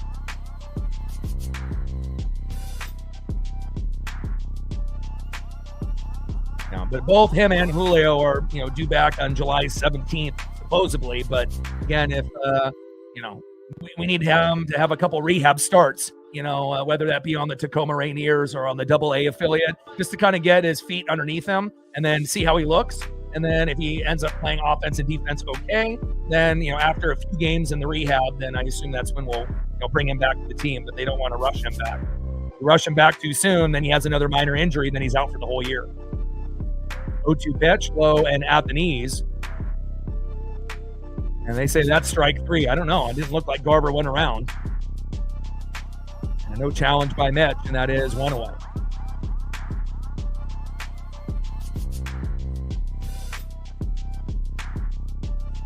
Next up is Cole Clutch Young.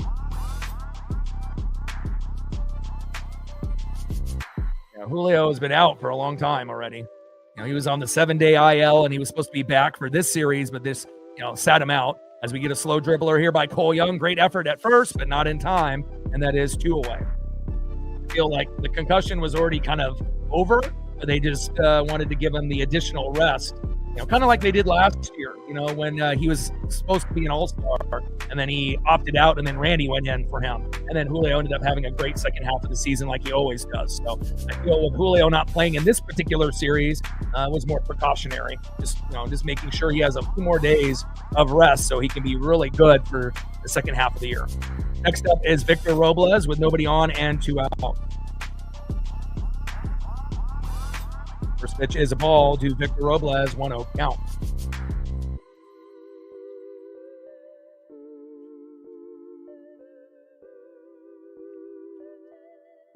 One-0 pitch in there for a strike. 1 ball and 1 strike to Victor Robles as he fouls that one off high and inside. 1-1 pitch in there for a strike. Cutter there by Roycroft. 1 ball and 2 strikes to Victor Robles.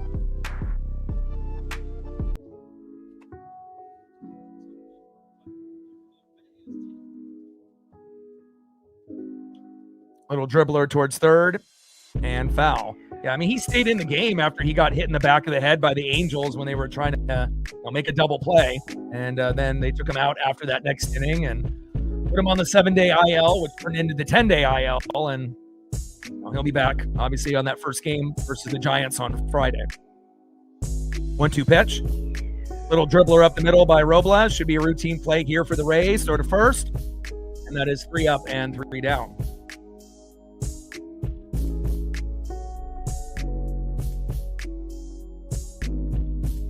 All right, let's go to the bottom of the 5th inning with a 7-0 lead.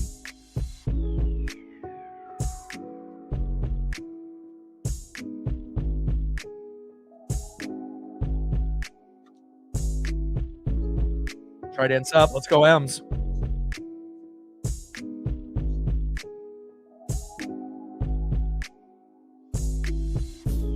Next up in the 7-hole, 0-for-1, shortstop Taylor Walls. Batting second, 0-for-1 with a K, second baseman Richie Palacios. And batting third in the 9-hole, catcher 0-for-1, Hunter Fiducia. Try to ends up. Let's go, M's.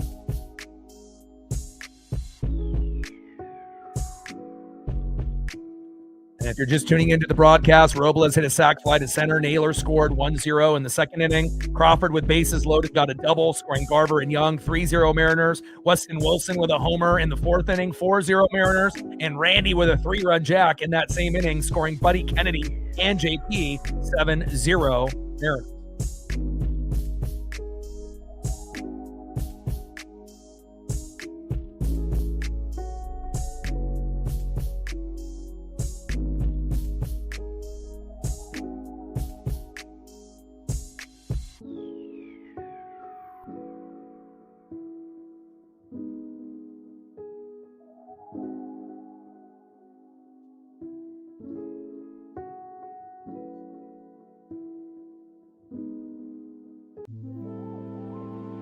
Try dance up. Let's go, M's. 7 runs, 7 hits, and we've only given up 1 hit all day, and we're halfway through the matchup. That's crazy. And they have an error, and we don't have any. About damn time that we played like this. And we had to have Hancock leave the game after 19 pitches, and we're still doing well. So, but again, if there was a team in baseball that needed a victory after going on a 5-game skid, it's definitely us. And they still got Nick Davila out there. First pitch with the slider in there for 0-1 count.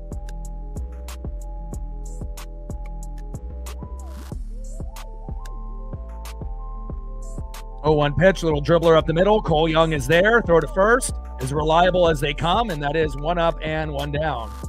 Great job there by my favorite player on the team, Cole Clutch Young. He can do it defensively. He can do it offensively. Probably should have been an all-star this year as a reserve, and he will be more than likely next year moving forward. Good job there by Cole Clutch Young. Next up in the 8-hole, second baseman Richie Palacios.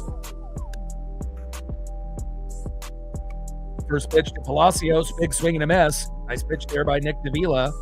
0-1 count.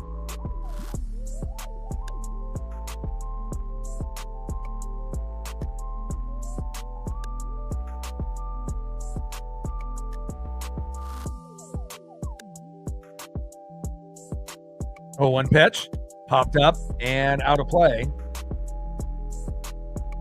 Nick Davila on the mound. Richie Palacios in the box.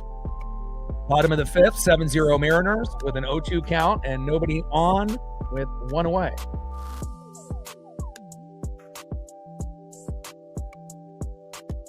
Oh, 2 pitch, high and away. Slider missing there by Nick Davila. Probably the most trustworthy AAA guy that we have in the pen. Don't really have a whole lot of faith with Hoppy going back and forth with the Mariners in AAA, and obviously he's better than Simpson and better than Michael Rucker. 1-2 pitch.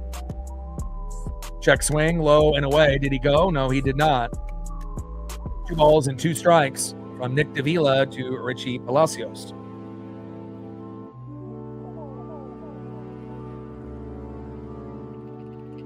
Let's go. 2-2 pitch. Popped him up. Buddy Kennedy is there at third, and that is 2 away. Good job there by Buddy. And Kennedy is on the team filling in for Rob Refsnyder after he got hurt. And it wouldn't hurt my feelings if Rob Refsnyder didn't play the rest of the year.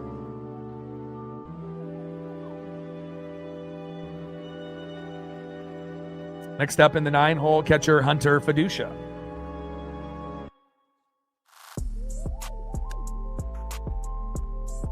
First pitch inside, 0-1 count. Bottom of the 5th inning, 7-0 Seattle with nobody on and 2 outs. 0-1 pitch, low and at the knees. Slider missing there by Davila. 1 ball and 1 strike to Hunter Fiducia. K in the building, what's good?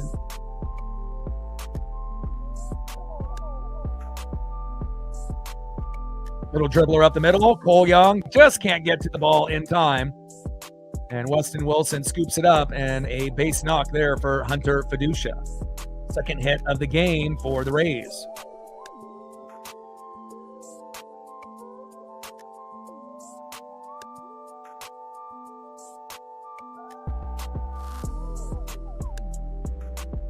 Next up is Yandy Diaz.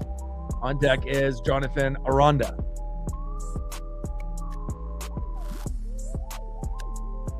First pitch is low and away with the sinker.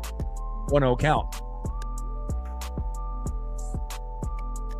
Let's go, Davila. Get out of this inning.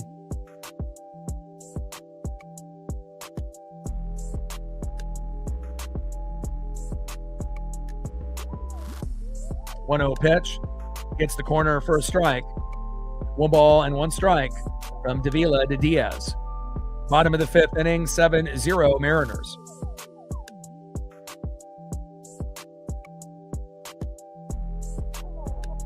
One pitch. Little dribbler up the middle. Toe tap on the bag for the fielder's choice by JP, and that is out number 3. Great job there by the Mariners and the defense. Good job, JP. All right, let's go to the top of the 6th inning and see if we can get another run or two on the board.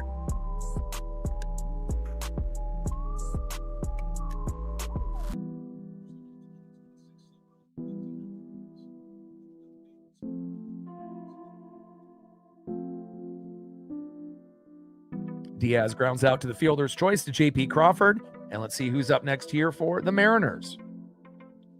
Next up for the Mariners, 1 for 2 with a run and an RBI as well as a K, but got his first home run in a Mariner uniform just a few minutes back, Weston Wilson. Let's see if he can do it again. Batting second, 0 for 1 with a run and a walk, third baseman Buddy Kennedy. And batting third, having a great game today, 2 for 2 with a run, 2 RBIs and a walk, productive in every at-bat so far, J.P. Crawford. Trident's up. Let's go, M's. We're at 5 on the Dono train, 95 to go, 63 subs to go to 24,500. Let's see how close we are to 100 likes here in the broadcast.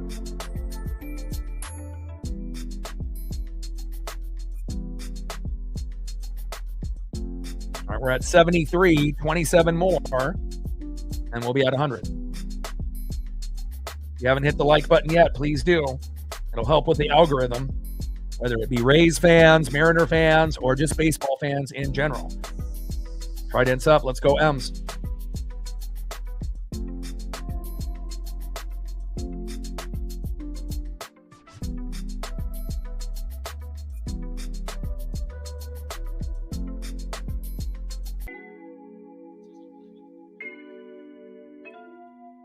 TJ in the building. What's good?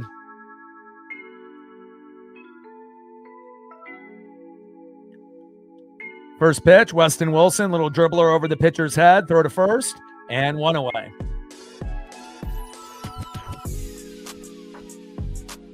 Next up in the 9-hole, third baseman Buddy Kennedy on deck with a walk and 2 hits. Productive day, J.P. Crawford on deck.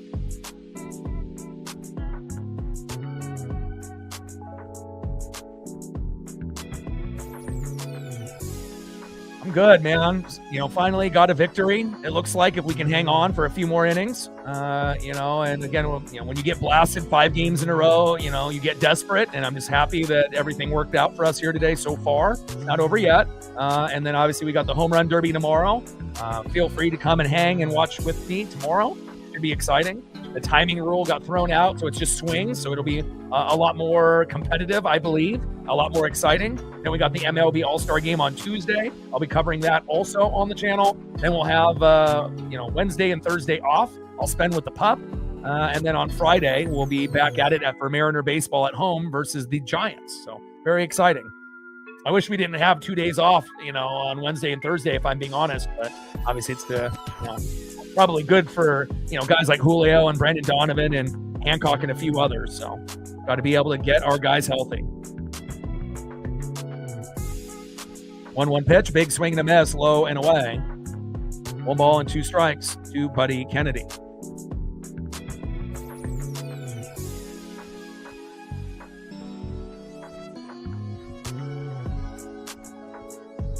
Two pitch, big swing and a miss. Down goes Kennedy, and that is 2 away.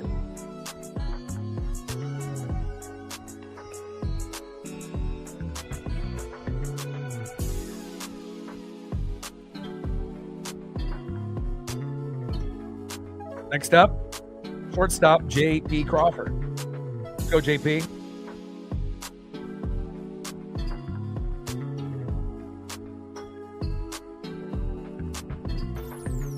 First pitch in there for a strike to JP, 0-1 count. Top of the 6th inning with nobody on and 2 outs, 7-0 Seattle.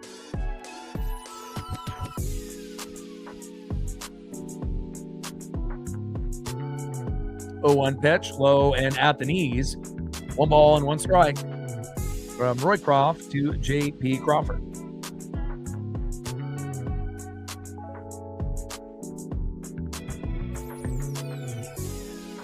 One pitch, high and inside. 2 balls and 1 strike from Roycroft to Crawford.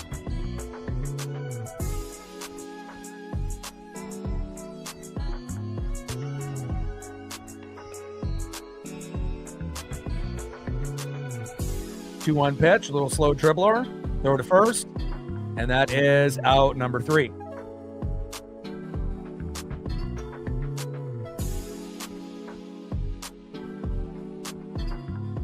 I mean, we know that he's not going to be as good as Matt Brash, Nick Davila, more than likely, right? But again, Davila could be better than Carlos Vargas and Cooper Criswell.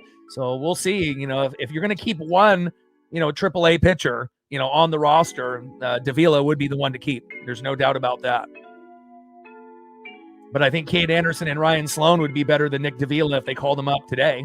And I think that they would be just as good as anybody else that we have. Ferrer, Gabe Spire, Bazardo, and I know those guys are young, but again, I do believe based on their skill set, that they would be able to be just as good as anybody that we got right now and maybe a little bit better than people think, even though they're not in the big leagues just yet. All right, let's go to the bottom of the 6th inning and see who's up next here for the Rays. Except for the Rays, 0 for 1 in the 2-hole, first baseman Jonathan Aranda. Batting second, 0 for 2 with 2 Ks, third baseman stud Junior Caminero. And batting third, 0 for 2 with a K, center fielder in the 4-hole, Cedric Mullins. Trident's up, let's go M's. Shout out to my boy Brooks Beats with the best beats on YouTube. We're at 5 on the Dono train, 95 to go, 63 subs to go, to 24,500. Shout out to our female audience, all our new subs, all our regulars, everyone watching in the United States, Canada, Mexico, South America, Asia, and beyond. Let's see how close we are to 100 likes. We're at 76. We're almost there. 24 more to go. We can get 24 people out of the 170 in the room to hit the like button. We'll be at 100. We want to be at least at a minimum of 100 on every stream.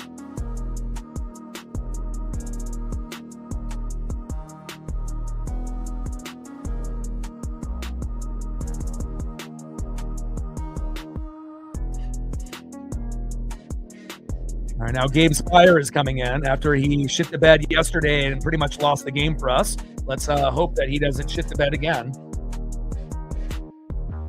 And again, Bazardo, Ferrer, and Spire have not been as good as we would have hoped this season. And then obviously Brash got hurt, so and then having a bunch of AAA guys, fill in for Carlos Vargas and Cooper Criswell and Matt Brash is not really ideal. I mean, besides maybe Nick Davila, but. And then Mooney hasn't been really that good this season either. So it's been a nightmare for our bullpen overall. Starters not playing up to their potential, AAA guys not doing their job besides maybe Nick Davila, and then Mooney not really being the Mooney that we know. But, with all that being said, we're still top 6, in a bullpen. Top 5 is starting pitching staff. So kind of crazy to think. Little slow dribbler, throw to first. Nice defense there by Cole Young, and that is 1 up and 1 down.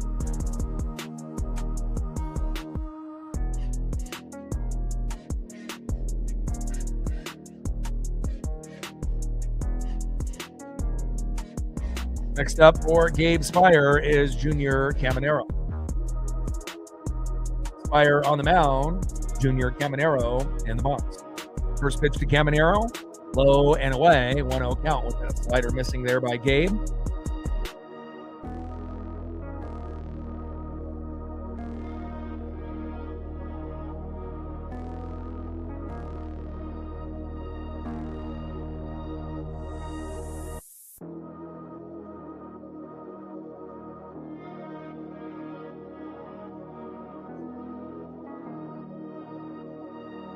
One-0 pitch, low and at the knees. 2 balls and no strikes to Junior Caminero. 2-0 pitch, low and away.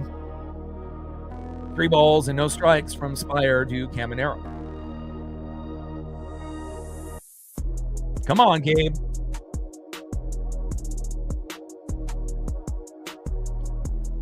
.30 pitch gets the corner for a strike with a 4-seam fastball, but considering on all the crazy bad things that have happened with our bullpen, I find it hard to believe we're top 6 in MLB out of 30 teams, but apparently we are.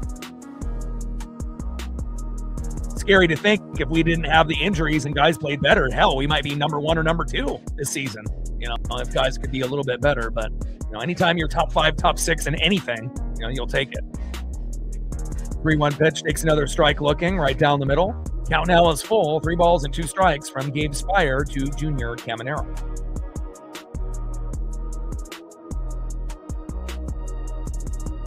But Bizzardo was our best bullpen pitcher last year. Really hasn't been, as consistent that I would like. And then obviously Spire and Ferrer, sometimes good, sometimes terrible. Same thing with Bizzardo. And then again, Davila's been pretty good, as far as the AAA guys, and Rucker and Simpson and Hoppy not so much, as Hoppy is in AAA at the moment. But I can't wait for Vargas to come back, even though he was maybe one of our lower end bullpen guys last year. Could have been maybe one of the worst, but maybe he will improve. You can only hope. And then Cooper Criswell, sometimes good, sometimes bad, and Brash, normally one of the top 2 guys in the pen, but obviously with an injury, we don't know what version of Brash we're going to get when he comes back.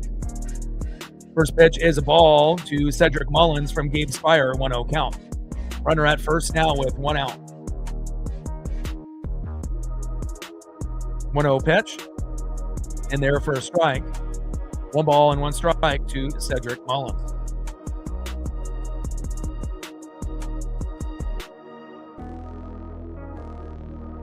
Bottom of the 6th, 7-0 Seattle. 1-1 pitch, low and away. 2 balls and 1 strike after that slider misses there by Gabe Spire, Bottom of the 6th inning, runner at first with 1 out, 7-0 Mariners. 2-1 pitch. High and inside, doesn't get the call. Sinker missing by a few inches. 3 balls and 1 strike from Spire to Mullins. Spire on the mound. Cedric Mullins in the box. 3-1 pitch. Hard hit ball. Shallow center field. Victor Robles is there. And that is 2 away. Good job there by Victor. Next up in the 5-hole, left fielder Chandler Simpson.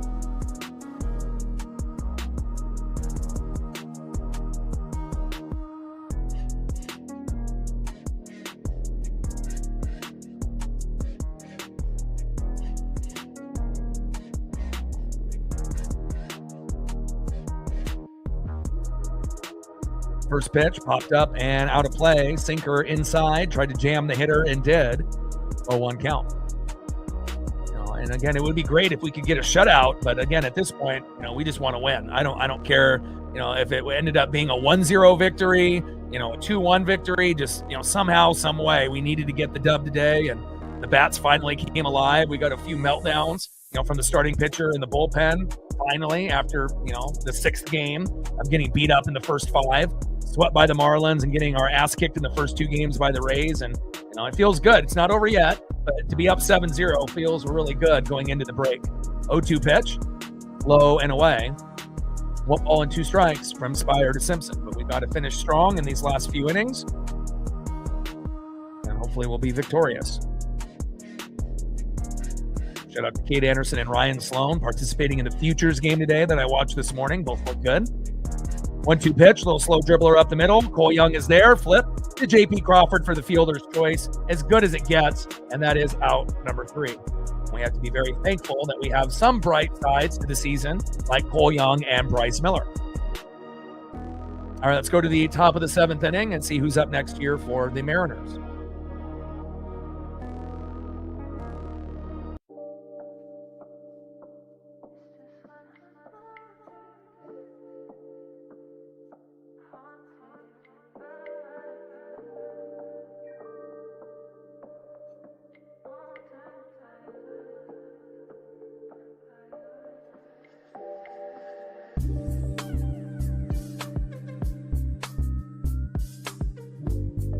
Next up for the Mariners in the top of the 7th inning, 1 for 3 with a run and 3 RBIs with a big 3-run jack.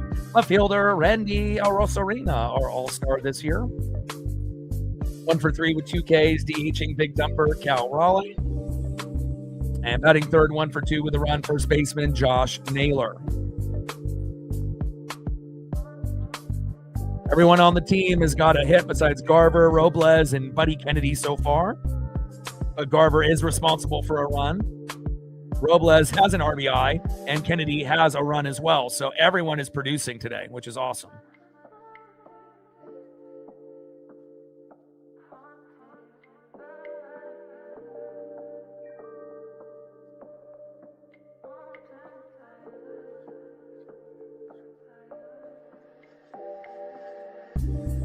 5 on the dono train, 95 to go, 63 subs to go, do 24,500. See how close we are to 100 likes. We should be approaching it pretty close. We're at 80 now, 20 more to go.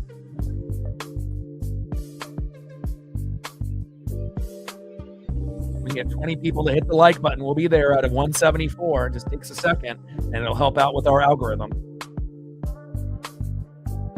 Shout out to our female audience, our new subs, all of our regulars, and everyone watching in the United States, Canada, Mexico, South America, Asia, and beyond. Be sure to hit that like button so we can get to 100. First pitch into Randy Arozarena is in there for a strike, 0-1 count.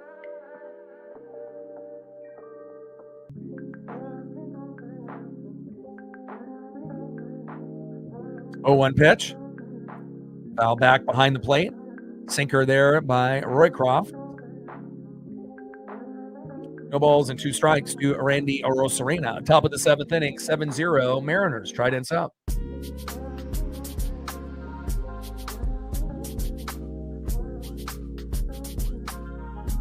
0-2 pitch, low and away.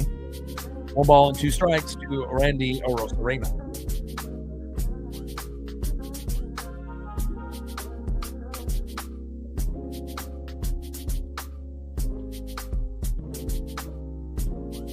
One-two pitch. Big swing and a miss. Down goes Randy, and that is 1 away.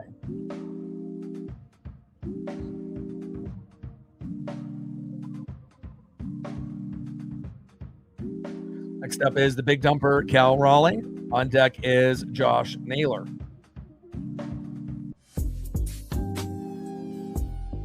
Come on, Cal. Cal batting 170, 9 home runs, 29 ribbies with a few injuries this year. And hopefully he'll get to 20 to 25 home runs and at least be batting 250 before the season ends. First pitch is high and inside, 1-0 count. 1-0 pitch. And Cal with a little blooper and caught, and that is 2 away.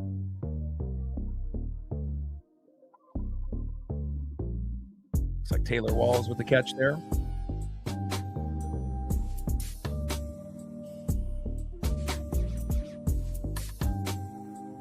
Next up for the Mariners, first baseman Josh Naylor. On deck is Mitch Garver.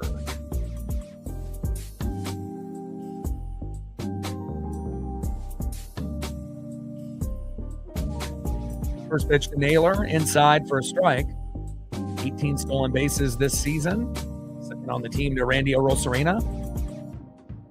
Most by a first baseman before the All-Star game since 1993, Greg Jeffries. Wow. What an old school name. I remember when he got drafted, there was a lot of hype for him. 0-1 pitch, low and at the knees. 1 ball and 1 strike from Roycroft to Naylor.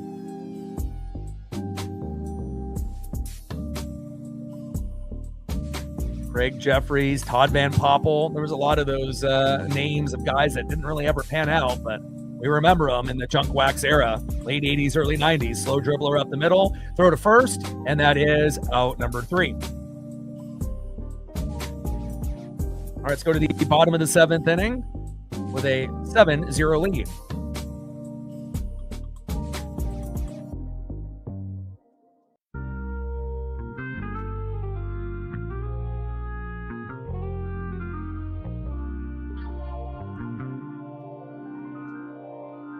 Naylor grounds out to the shortstop for out number 3. So he was up next here for the Tampa Bay Rays. Next up for the Rays, 0-1 with a base on ball, right fielder Victor Mesa Jr. Batting second, 0-2, shortstop Taylor Walls. And batting third, 0-2 with a K, second baseman Richie Palacios. Tridents up, let's go M's.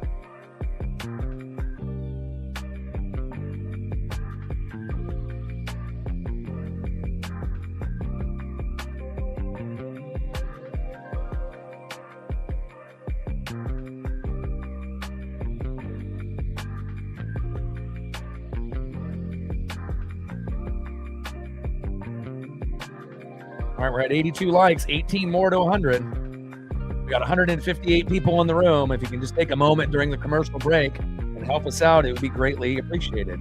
18 people out of 162, and we'll get to at least 100. We normally are usually around 150 to 200 likes every stream, so a little bit behind the 8 ball, but I think we can get there. Still got a few innings to go.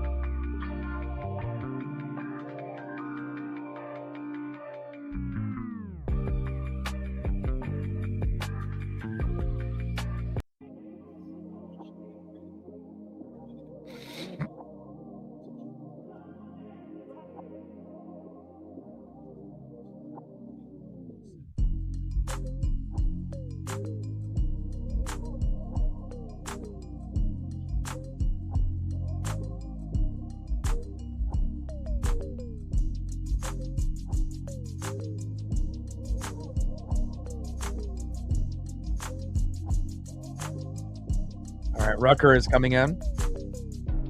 Gabe Spire.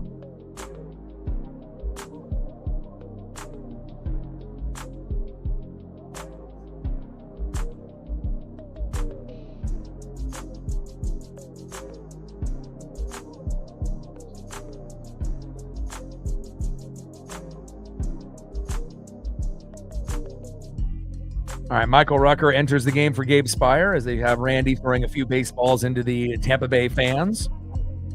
Obviously, former Tampa Bay Ray, Randy Arosarena.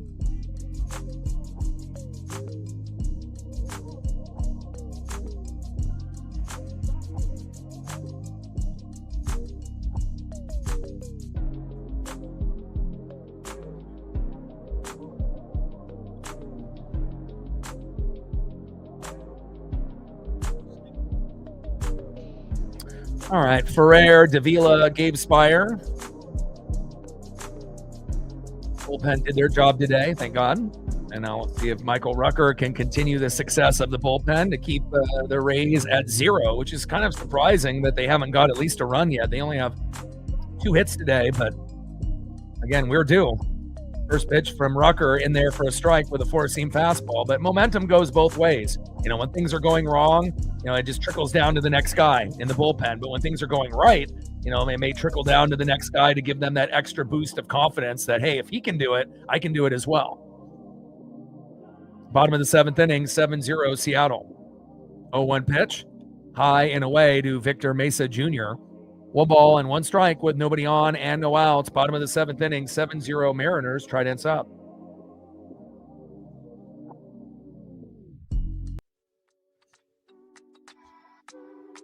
One pitch popped up. Buddy Kennedy is there in foul territory, and that is 1 away. Nice job there by Buddy Kennedy. 1 up and 1 down for Michael Rucker.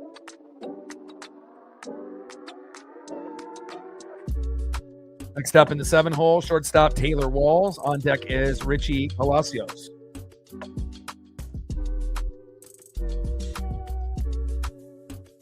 Sean in the building. What's good? Tridents up. First pitch, pop behind the plate and foul. 4-seam fastball there by Michael Rucker, 0-1 count. Looking forward to the Home Run Derby tomorrow, which we'll be doing here live on the channel, as well as the All-Star Game on Tuesday. Wednesday and Thursday we'll have off. I'll spend with the pup, slow dribbler towards first and foul. And then the next Mariner game will be on Friday at home at T-Mobile versus the San Francisco Giants. And we'll have Julio back then. And then we'll probably have to wait another week or so, maybe longer, for Brandon Donovan. And obviously, once we get Donnie and Julio back in the lineup, things will be looking much better than they have in recent memory.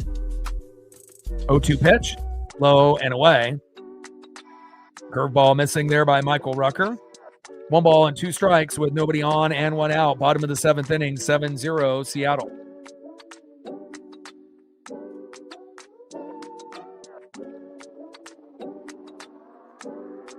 About time we had a game like this.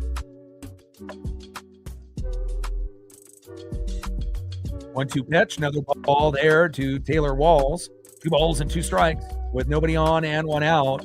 Bottom of the 7th, 7-0 Seattle. 2-2 pitch, hard hit ball towards first and foul.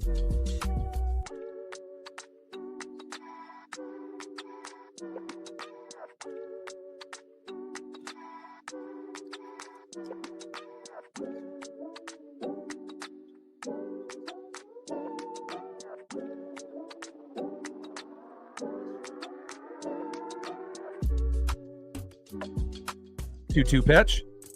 And fouls it behind the plate. Count still remains 2 balls and 2 strikes from Rucker to Walls.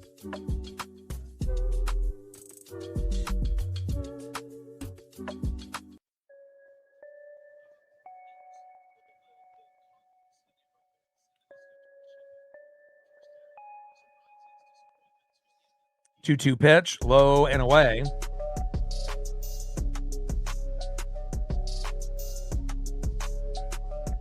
Count now is full. 3 balls and 2 strikes from Rucker to Walls.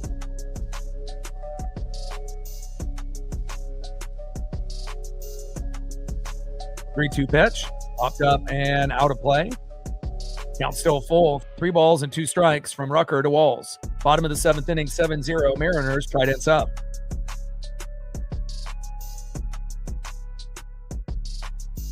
Let them know. We got to get to 100 at the very minimum.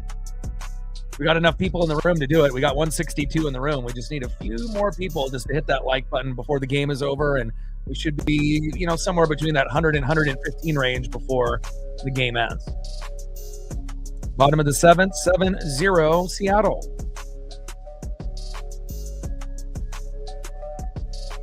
Three-two pitch from Rucker. Hard hit ball to deep center field, but stays in play, and Robles is there, and that is 2 away.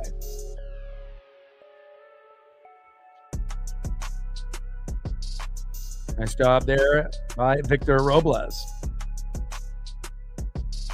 Next up is Richie Palacios.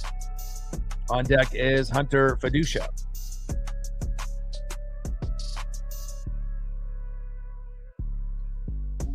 And I'm really happy that, we finally came to play today, because losing 6 games in a row to end the first half of the season would have not been good. And again, we want to make sure that we at least, go out on a high note, get guys healthy like Julio and Donnie, and eventually Vargas, Cooper Criswell, and Matt Brash. And then hopefully, we can get hot like we normally do in the second half of the season, starting against the Giants on Friday.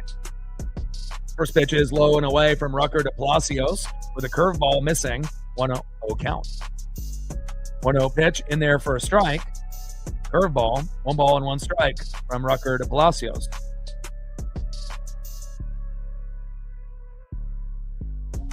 One pitch. Another ball, 2 balls and 1 strike from Rucker to Palacios. 2-1 pitch. Another ball by Rucker. Come on, Rucker. 3 balls and 1 strike from Rucker to Palacios. Bottom of the 7th with nobody on and 2 outs. Come on, Michael.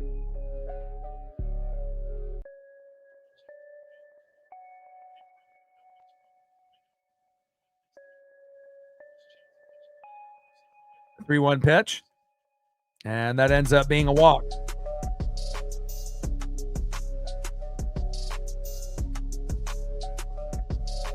Next up is Hunter Fiducia. On deck is Yandy Diaz.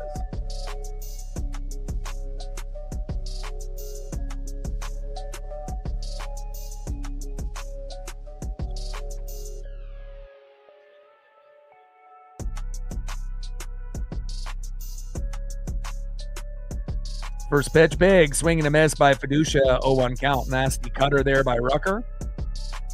Runner at first with 2 outs. Just got to get this last out so that way we can go to the top of the 8th.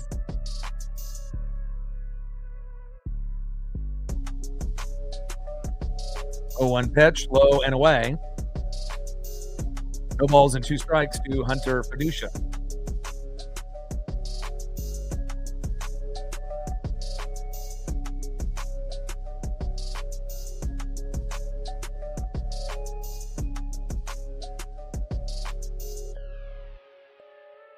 Oh, 2 pitch. Big swing and a miss. There we go. And good job there by Rucker not giving up a run. 7 runs, 7 hits, no errors. As beautiful as it gets if you're a Mariner fan. All right, let's go to the top of the 8th inning and see who's up next for Seattle. See if we can get another run or 2 on the board before this game is over.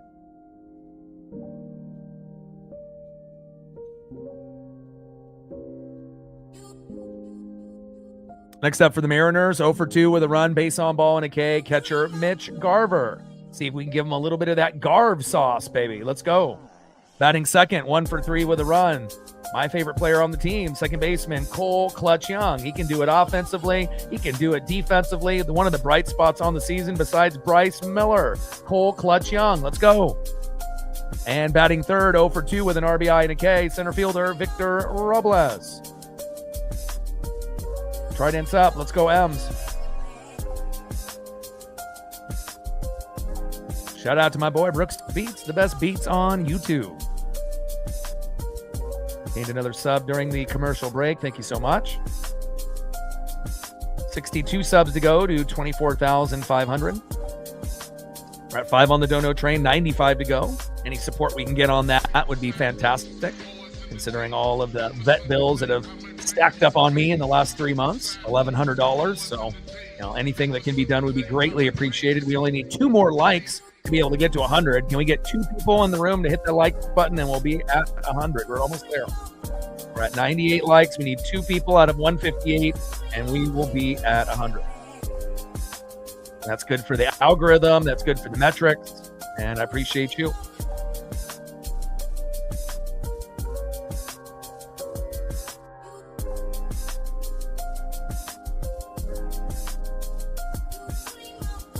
And we're at 99. 1 more. Who will be number 100 to hit that like button?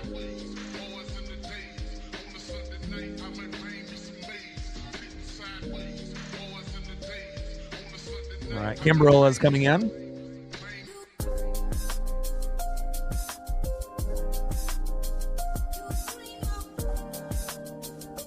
All right, top of the 8th, 7-0 Seattle. It's been domination from the beginning, obviously, to this point, but we have been blasted in the last 5 games, so to be able to get something going is nice to see finally. Dribbler up the middle, off a 1-hopper, and he dropped it. And Garver safe at first. Let's go.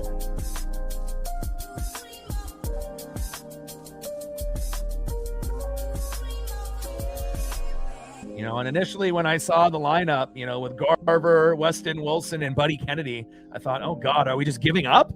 No Colt Emerson, no Luke Raley, no Dominic Canzone. And I know Raley and Canzone weren't playing because we were going against a lefty, but they could get in the game later if they switched to a righty.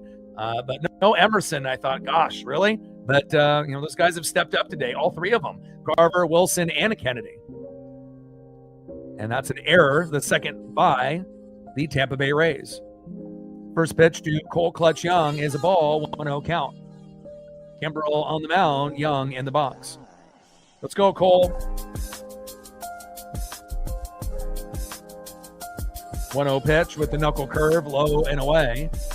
1 ball and 1 strike to Cole Clutch Young.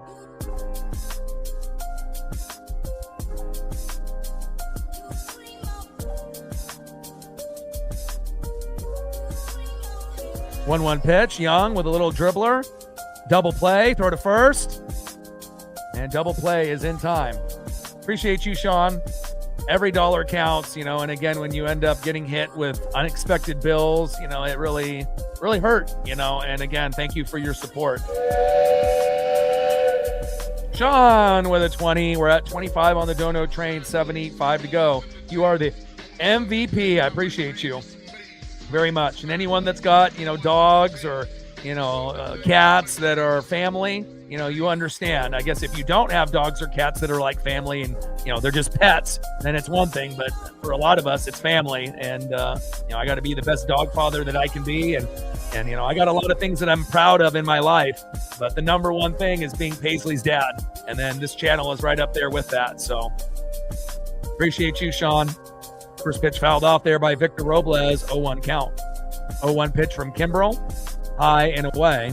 1 ball and 1 strike to Victor Robles. And again, I only usually budget to go to the vet once a year, for $300-400, not 3 times in 3 months for $1,100. I mean, definitely not what I was expecting, but at least she's doing better now. 1-1 pitch, low and away with a sweeper missing there by Kimbrel. 2 balls and 1 strike with nobody on and 2 outs. Top of the 8th, 7-0 Seattle.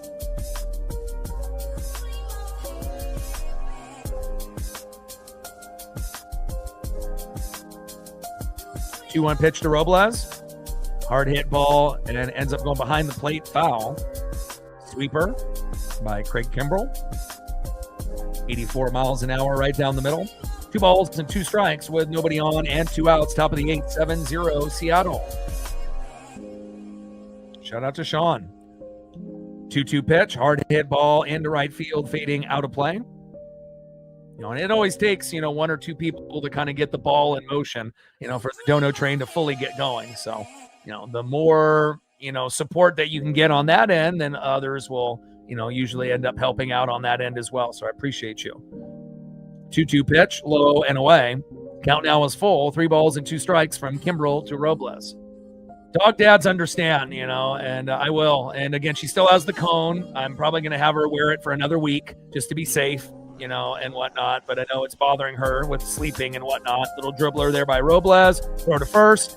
And that is out number 3. But I don't have any kids of my own. So, Paisley's like my daughter, my dog daughter. And, I have never loved anything more in my life than her, and she saved my life more than once. And, I want to make sure that she has the best possible life that she can have. And for her type of breed, if you treat them well, exercise them well, and have them eat healthy, if you're lucky, they can live to 12 to 16 years. And, she's 4.5. And so, I'm really just soaking in every single minute of every single day that I have with her. I don't regret anything. I appreciate every moment that I have with her because I know it's not going to be forever. And again, for people that are dog dads like us, we get it. For others, you might not understand until it actually happens to you. But I appreciate you very, very much. All right, let's go to the bottom of the 8th inning and see who's up next here for the Tampa Bay Rays.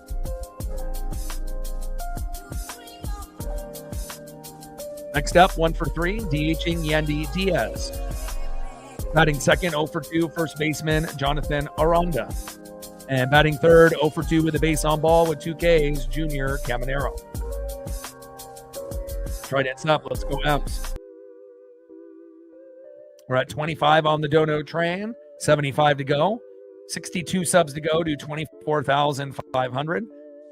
Gained another sub moments ago. Thank you so much. Actually gained 2. Shout out to our 2 new subs moments ago. Now 60 subs to go to 24,500. Less than 600 to go to get to 25,000, which is very exciting. We're over 6.2 million views on the channel as well. Very exciting. Now let's see where we're at on the likes. We should be over 100 by now.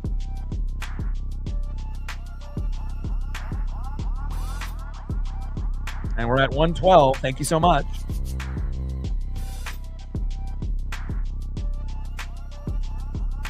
$13 more to 125. Justin with a tour.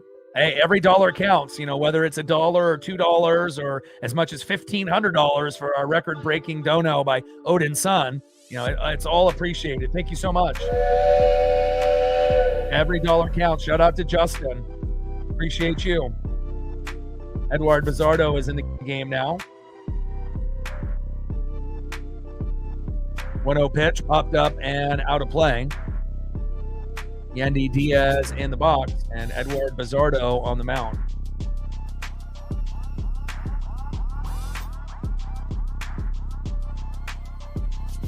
Bottom of the 8th inning, 7-0 Mariners. Diaz in the box, Bizzardo on the mound. 1-1 pitch, check swing. Did he go? No, he did not. 2 balls and 1 strike to Yandy Diaz.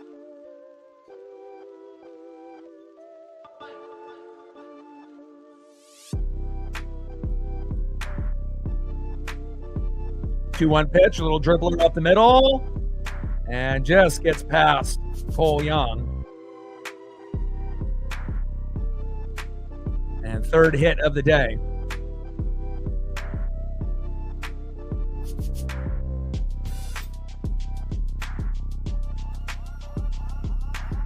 Randy Orosarina signing some autographs for Mariner and Rays fans out there during the game, which you don't see that often.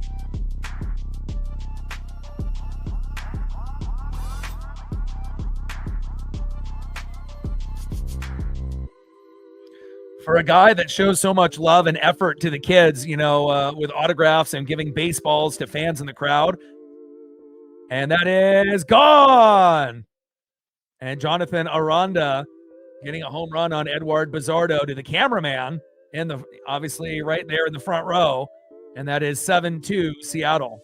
And you wouldn't have thought that Bizzardo would be the guy to give up the big home run compared to those AAA guys, but there it is. You can't really rely on Bizzardo, Ferrer, or Spire game in and game out. And Aranda is a great hitter. 7-2 Mariners. But as long as we win the game, that's really all that matters. But disappointed to see Bizzardo give up the 2-run jack after having a 7-0 lead. Next up is Junior Caminero.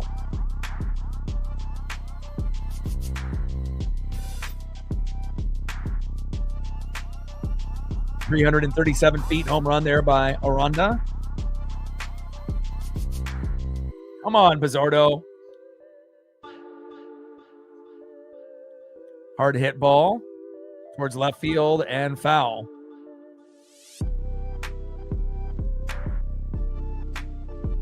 Come on, Mariners, finish strong.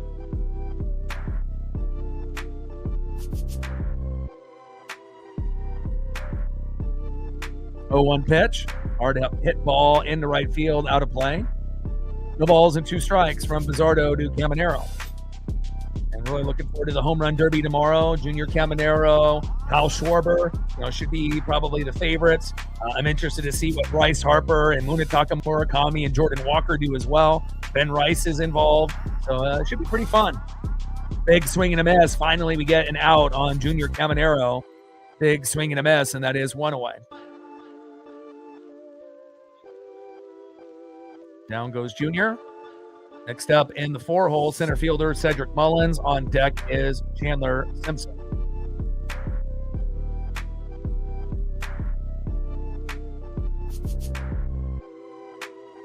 First pitch is low and at the knees, 1-0 count.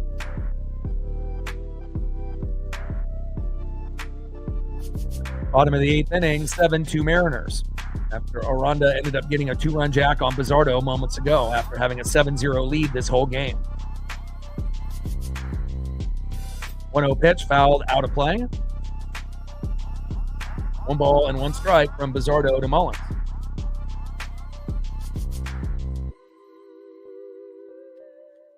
One pitch, big swing and a miss. Sweeper by Bizzardo on point. 1 ball and 2 strikes to Cedric Mullins. All-time hits, Carl Crawford, Evan Longoria, and Ben Zobrist, all over 1,000 for the Tampa Bay Rays.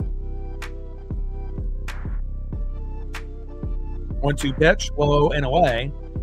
2 balls and 2 strikes from Bizzardo to Mullins. Come on, Bizzardo, finish strong. You already gave up the 2-run jack. Let's not give up any more. 2-2 pitch. Fouls it off himself. Count still remains 2 balls and 2 strikes from Bizzardo to Mullins.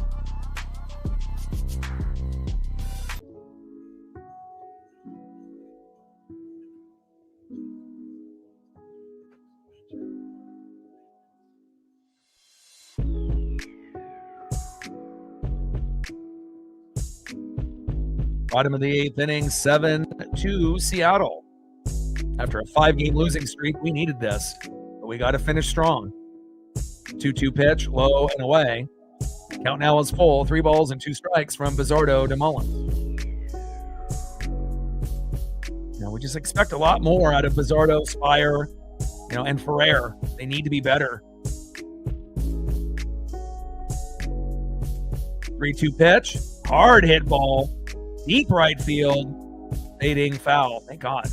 We can't have Bizzardo give up multiple homers in this inning. Jesus.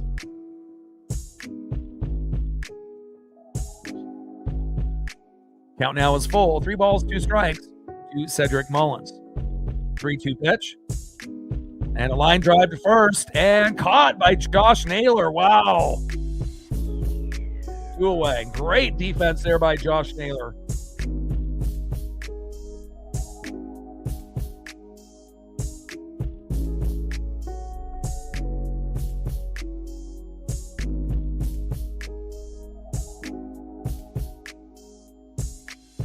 Mullins lines out to first to Josh Naylor, and that is 2 away.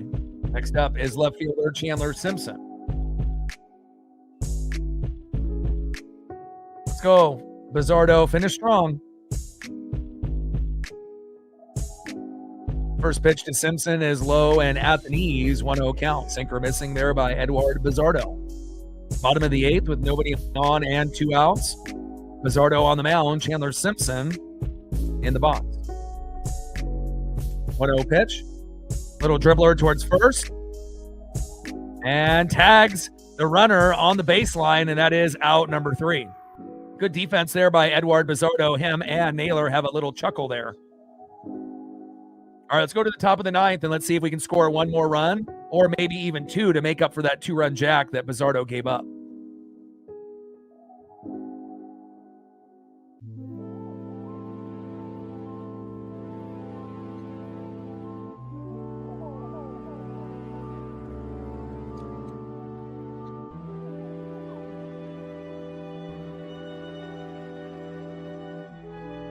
All right, next up for the Mariners, 1 for 3 with a run, RBI and a K, and a big home run earlier in the game. His first in a Mariner uniform, Weston Wilson. Great job. Batting second, 0 for 2 with a run, base on ball and a K. A productive day, to say the least. Third baseman, Buddy Kennedy, for who he is. And batting third, 2 for 3 with a run, 2 RBIs and a walk. Shortstop, J.P. Crawford. Let's go to the top of the 9th inning, 7-2 Mariners. 60 subs to go to 24,500. Shout out to all our new subs.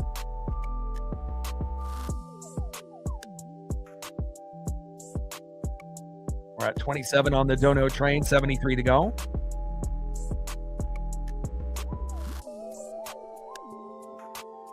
And we're at 116 likes. 9 more to 125. Get 9 more people to hit that like button. We'll be at 125, which would be a nice rounded off number if we can get there.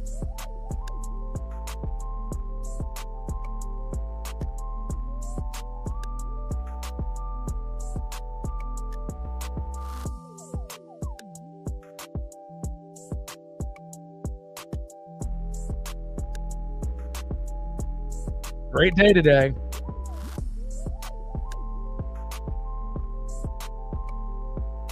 Mariner Moose, he's loving it. Right ends up. Let's go, M's. We got the Home Run Derby tomorrow, which will be live here on the channel. All-Star game on Tuesday. Wednesday and Thursday will be off. And then we're back at it on Friday for the Mariners and the Giants at T-Mobile. Can't wait. First pitch in there to Weston Wilson is a strike from Kimbrel. 0-1 count. 0-1 pitch. Low and away. Good take there by Weston Wilson. 1 ball and 1 strike with nobody on and no outs. Top of the 9th inning, 7-2 Mariners. Trident's up.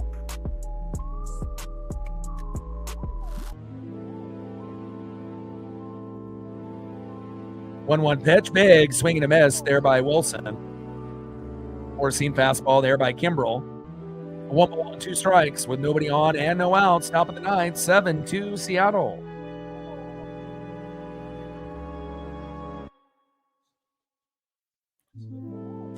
Tune in tomorrow and you'll be able to see. It's one of the best traditions in the All-Star weekend out of any festivity. You know, I feel like MLB is number 1, NHL is number 2, NBA is 3 by default, and then NFL is last because they used to have a Pro Bowl and then went to 2-hand touch and then ended up, just kind of scrapping it all together and just doing like mini games. But the Home Run Derby will be very exciting. 2-2 pitch, big swing and a miss, and that is 1 away. You get some of the best home run hitters competing to be able to see who can hit the most in like a tournament style event before we do the actual All-Star game on Tuesday. So it's a very highly televised event every year, and it's a lot of excitement, especially if you have a player from your team that's in it, like Cal Raleigh was for the Mariners last year, and he won it in his first appearance in the Derby. Ken Griffey Jr. has won it 3 times for the Mariners. So usually Mariner players, when they're in it, they have a very good chance. Julio got pretty close to winning it in the time that he participated, but kind of tired himself out in the last round. But had one of the best, first 2 rounds out of any participant ever. So, Mariner players usually play pretty well in that Derby. But it also really depends on who's throwing the ball to you, and if you actually have a good pitcher, whether it's a teammate or your dad, and again, whoever can pitch the best usually has the best chance of winning with that combination of the hitter. And Buddy Kennedy with a nice hit down the baseline, and there we go. Buddy Kennedy with a double. Let's go, baby.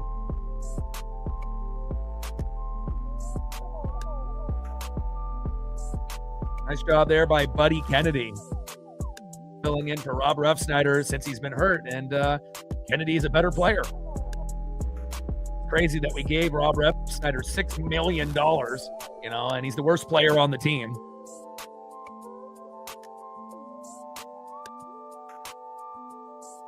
Wouldn't hurt my feelings if we didn't see Rob Refsnyder for the rest of the year.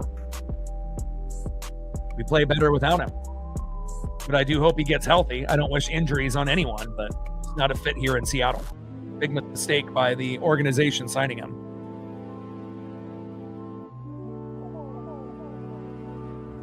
First pitch into J.P. Crawford is a strike, 0-1 count. And hopefully one day we'll be able to see, Aaron Judge and Shohei Ohtani, in the Derby together. Again, I don't know if we'll ever see that, but it would be awesome to see it, just even if it only happens once, just to be able to get like Schwarber and, and the top guys, playing together in it just one time, But obviously Judge and Ohtani, obviously Judge injured and Ohtani, trying to keep himself healthy as well, not participating, but still a lot of great talent this year. 1 ball and 2 strikes from Kimbrel to Crawford.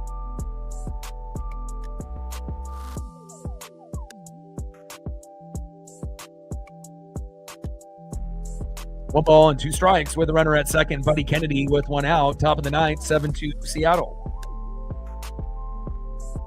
Have a blast camping. And a hard hit ball towards first base.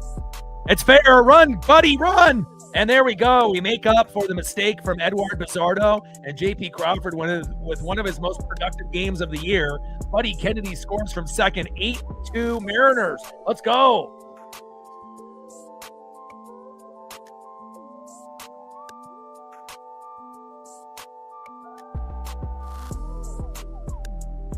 Great job there by JP. What a great day for him.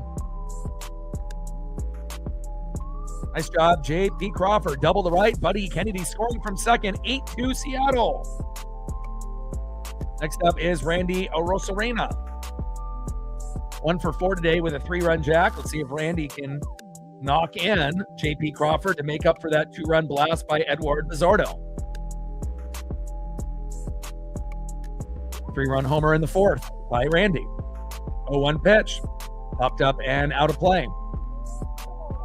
No balls and 2 strikes with a runner at second. J.P. Crawford with 1 out. Top of the 9th.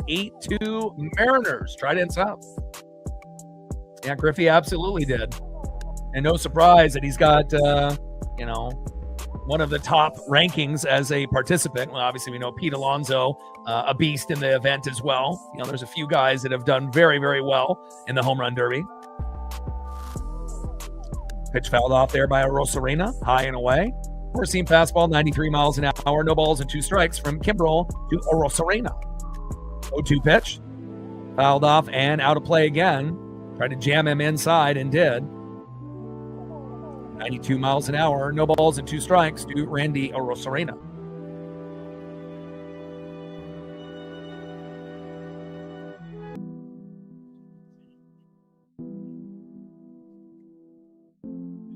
Oh-2 pitch. High and away. Good take there by Randy. 1 ball and 2 strikes with a runner at second and 1 out. Top of the 9th, 8-2 Mariners. Tried ends up. And after a 5-game losing streak, this is something that we desperately needed. If we would have gotten blasted today, 8-2, and lost 6 games in a row, vibes would be really low going into the All-Star break. So I'm glad that we were able to, more than likely win this game, even though it's not over yet. But we do have a 6-run lead, so you got to feel comfortable to a certain degree.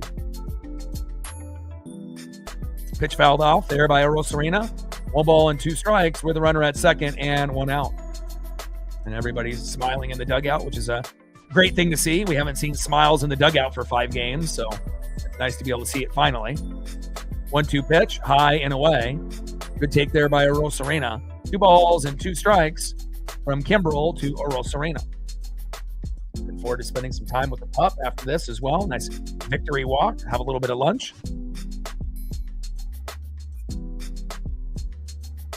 2-2 pitch. Popped up and out of play. 2 balls and 2 strikes with a runner at second and 1 out. Top of the 9th, 8-2 Seattle. Al in the building. What's good?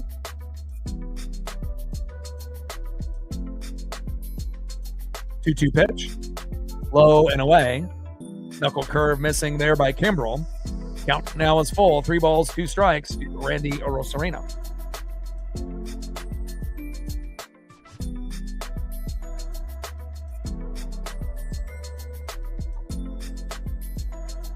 Three-two pitch. Big swing and a miss. Down goes Randy. Nice punch out there by Kimbrel, and that is 2 away.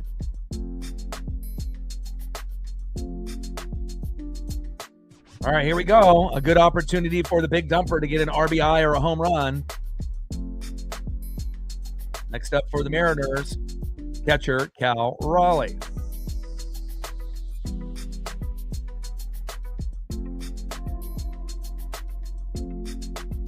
First pitch to Cal, hard hit ball, deep right field, fading foul.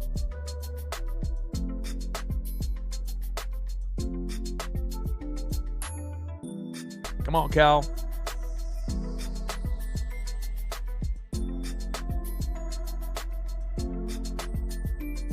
Oh, 1 pitch. Low and at the knees. Knuckle curve missing there by Craig Kimbrel. 1 ball and 1 strike with a runner at second, J.P. Crawford with 2 outs.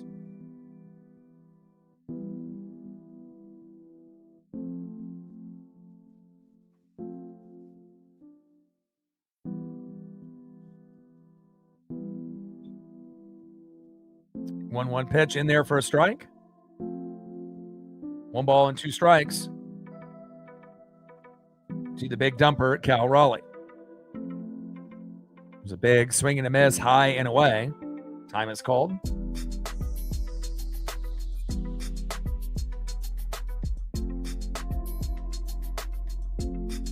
One-two pitch to Cal, high and away. 4-seam fastball missing there by Craig Kimbrel. 2 balls, 2 strikes, runner at second, J.P. Crawford with 2 outs. Top of the 9th inning, 8-2 Mariners. Right heads up.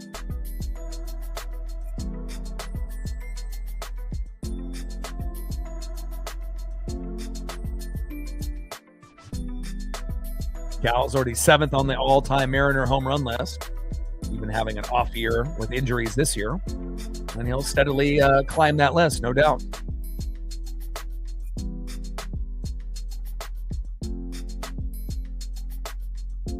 And you got to think this is the first year in his career he's ever been hurt. So, a lot of wear and tear by squatting for 2 to 3 hours. And remember, he did play like 159 games out of 162 and the playoffs. So a lot of, grind, and wear and tear on the body. So 2-2 pitch, high and inside.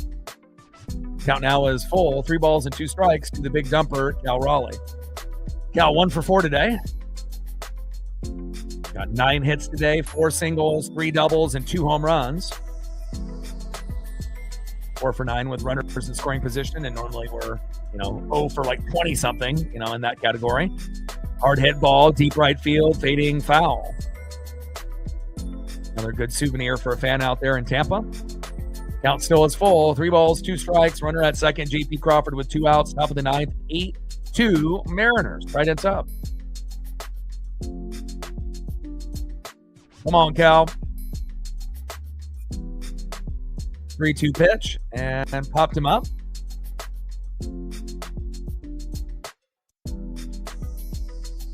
All right. Ends up hitting the roof, but it is foul. Dead ball, foul ball there.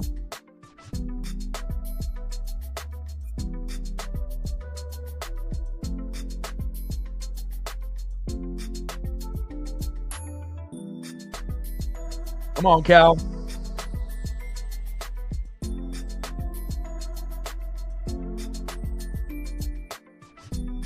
Time is called. They're going to Gonna have a mound visit here.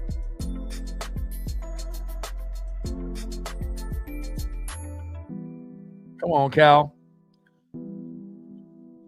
So we got the Giants starting on Friday, and then we got the Cincinnati Reds after that, a day off in between, and then we play the Texas Rangers on the road. So really looking forward to the Giants, Reds, as well as the Rangers, and hopefully we'll be able to, do our thing in the second half of the season like we normally do, and get off to a hot, fast start, and get our bodies healthy like Brandon Donovan and Julio Rodriguez back to the team.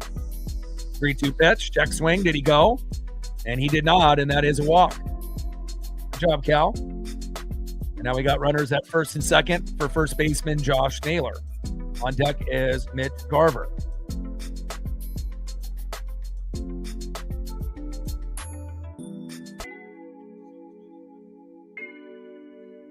All right, they're going to make a pitching change.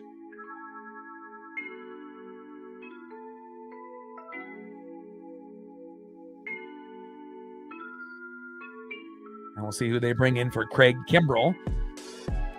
They had Seymour start the game. We beat him up and ended up getting 5 runs on him. Then Sulcer came in and we got 1 on him. Roycroft was clean. Then we got another run on Kimbrell, and now Kelly is coming in.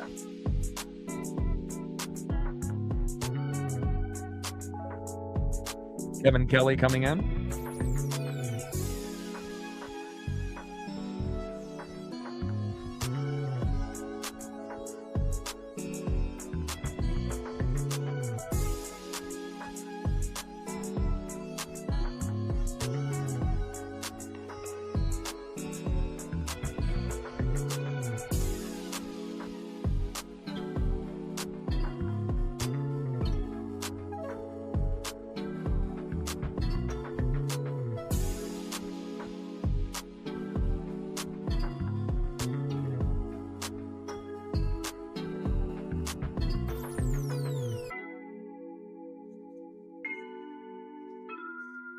All right, Kevin Kelly coming in here to try to get this last out in the top of the 9th against Josh Naylor. So wait for a commercial break to kind of finish up, and we'll wrap this up.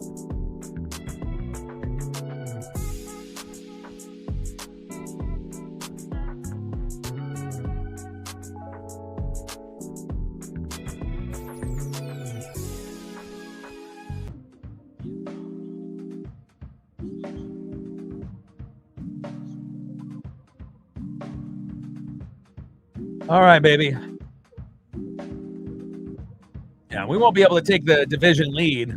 Obviously the Rangers more than likely are going to have the lead. We'll wait and see how everything all plays out today as we go to the break. But I believe we were like 1.5 going into today. So we'll see where we're going to be sitting. But obviously starting off 48 and 49, if we hang on and win this game, is not exactly what we thought we were going to have. I think a lot of us thought we would be 5-10 games above 500, maybe as many as 12 to 15 if everything went right with no injuries. But, sometimes it's hard to predict on how things are going to go. 1-0 pitch, inside, 2 balls and no strikes to Josh Naylor. Top of the 9th inning, runners at first and second. JP at second, Cal at first with 2 outs, 8-2 Seattle. Trident sub. 2-0 pitch. Low and at the knees, and Kelly having a little bit of a mini meltdown here. 3 balls and no strikes to Josh Naylor.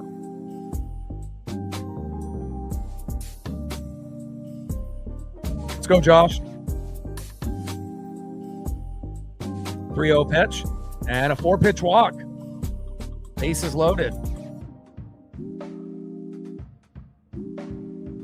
Next up is Mitch Garver. On deck is Cole Clutch Young.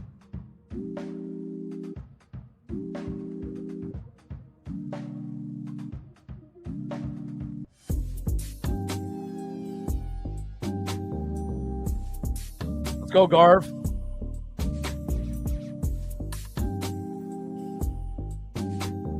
Hard hit ball by Garver. Throw to first. And a wild throw. Is that fair or foul? And I guess now they're saying it's foul after the throw to first was wild. Go figure. It is foul. Kind of a wild throw by Caminero. That definitely would have scored a run or two. All right, so it ends up being a foul ball. One career grand slam, July 27th, 2021 versus Detroit.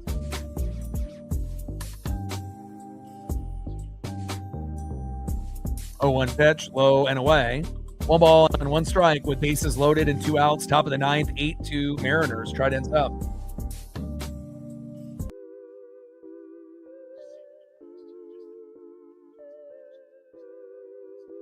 1-1 pitch, low and away. 2 balls and 1 strike from Kelly to Garver.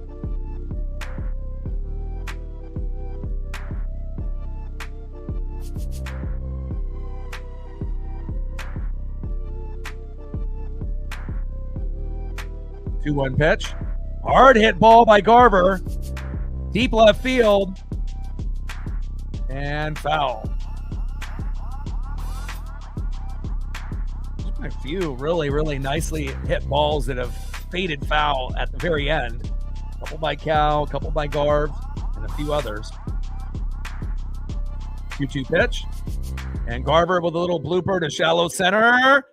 And caught. Wow.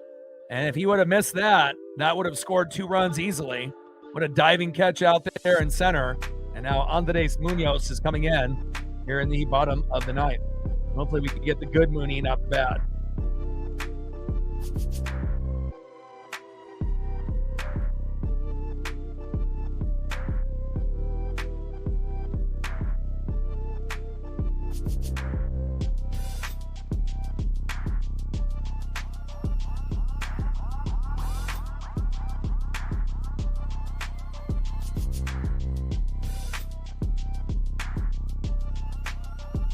All right, Mooney coming in to close it out. Let's see who is up next here for the Rays. Next up for the Rays here in the bottom of the 9th, down by 6. 0 for 2 with a base on ball. Victor Mesa Jr., the right fielder. Batting second, 0 for 3, shortstop in the 7-hole, Taylor Walls. And batting third, 0 for 2 with a base on ball and a K, second baseman in the 8-hole, Richie Palacios. Right ends up. Let's go, Ems.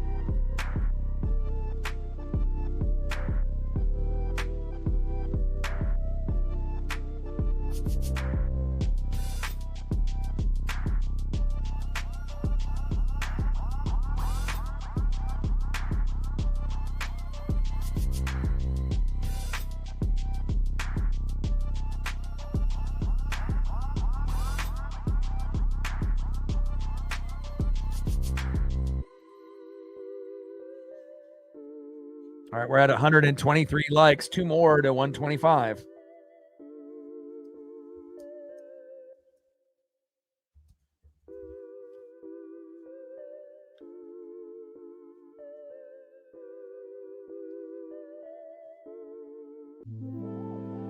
Shout out to my boy Brooks Beats with the best beats on YouTube.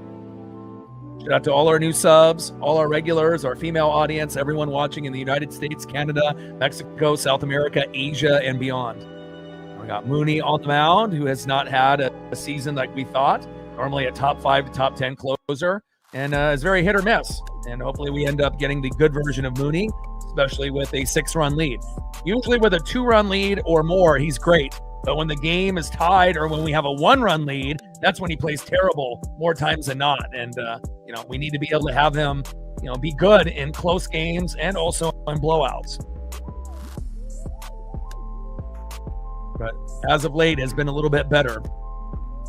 First pitch fouled off there by Mesa Jr. behind the plate. 0-1 count. And Mastroboni enters the game for defense. Bottom of the 9th inning, Andres Munoz on the mound, Victor Mesa Jr. in the box. And Victor Mesa Jr. calls time.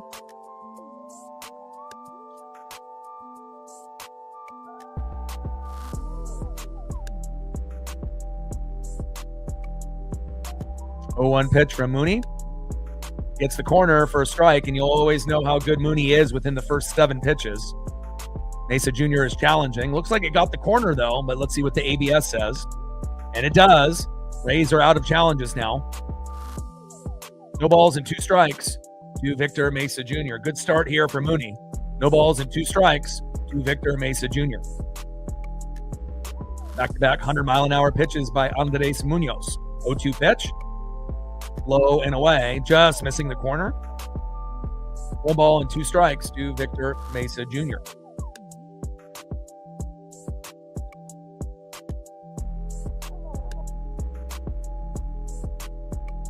One-two pitch. Big swing and a miss. There we go.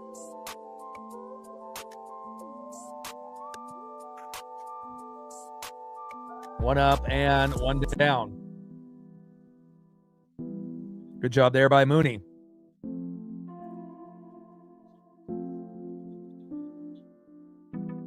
Next up in the 7 hole is Taylor Walls. Shortstop. On deck is Richie Palacios. First pitch into Walls is for a strike, 0-1 count. And this is probably the most locked in I've seen Mooney in quite some time. Obviously, it's easy to be locked in when you got a 6-run lead also, instead of the game being tied or only being up by 1. 0-1 pitch, check swing. Did he go? And he did. No balls and 2 strikes to Taylor Walls.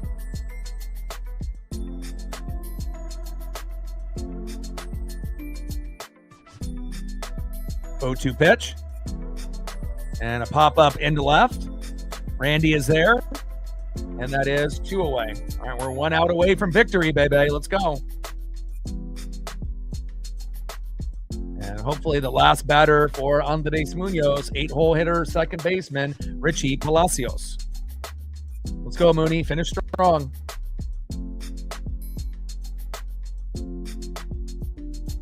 And after the game is over, we'll go over the stats for both teams like we always do. We'll be live for the Home Run Derby tomorrow, live for the All-Star Game Tuesday, off on Wednesday and Thursday, and then back for the Mariners on Friday versus the San Francisco Giants. First pitch is high and away to Richie Palacios, 1-0 count.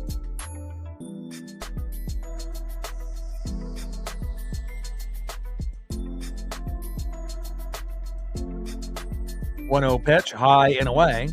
2 balls and no strikes from Mooney to Palacios. Bottom of the 9th inning, 8-2 Mariners with nobody on and 2 outs. Finish strong, Andres Munoz. 2-0 pitch, low and away. Count now is 3 balls, no strikes from Munoz to Palacios. Come on, Mooney. Shout out to my boy Brooks Beats with the best beats on YouTube. 3-0 pitch and a 4-pitch walk. Come on, Mooney.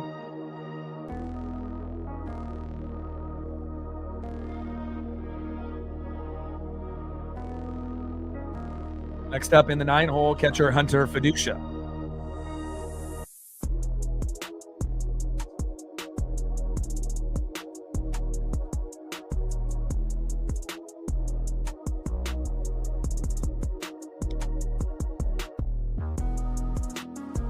First pitch, big swing and a miss there by Fiducia. Slider, beautiful there by Mooney. 0-1 count.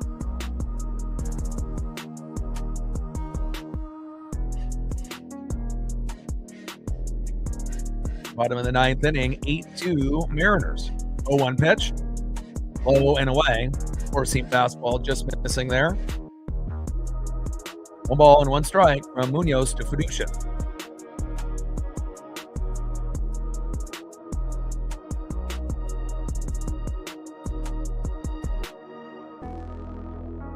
One pitch, low and away.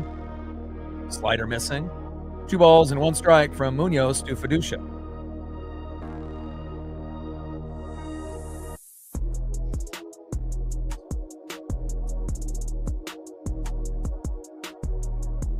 One pitch, big swing and a miss. Beautiful slider there by Mooney, and we're 1 strike away from victory. Let's go. Ending a 5-game skid. Getting swept by the Marlins and getting beat up and stomped by this Tampa Bay Ray team. 2-2 pitch, hard hit ball towards first and foul. And we had an indifference there that made the runner go to second. We got a runner at second now with 2 outs.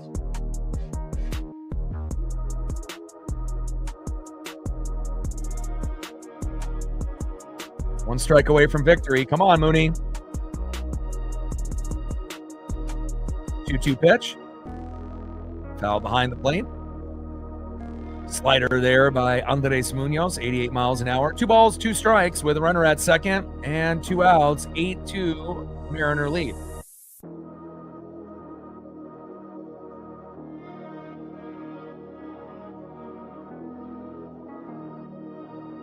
Two-two pitch. Popped up and out of play. Fiducia grinding out this last at-bat.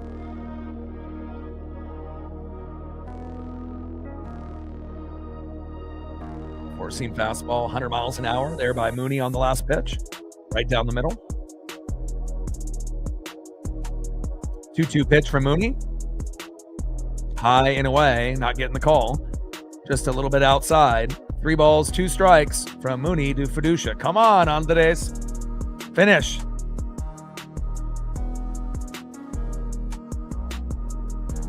Palacios at second base. 3-2 pitch.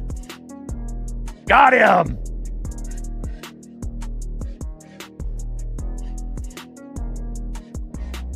And that is the ball game. Nice job there by Andres Munoz. Let's go over the stats for both teams. Final score, Mariners 8, Rays 2. Yandy Diaz 2 for 4 with a run.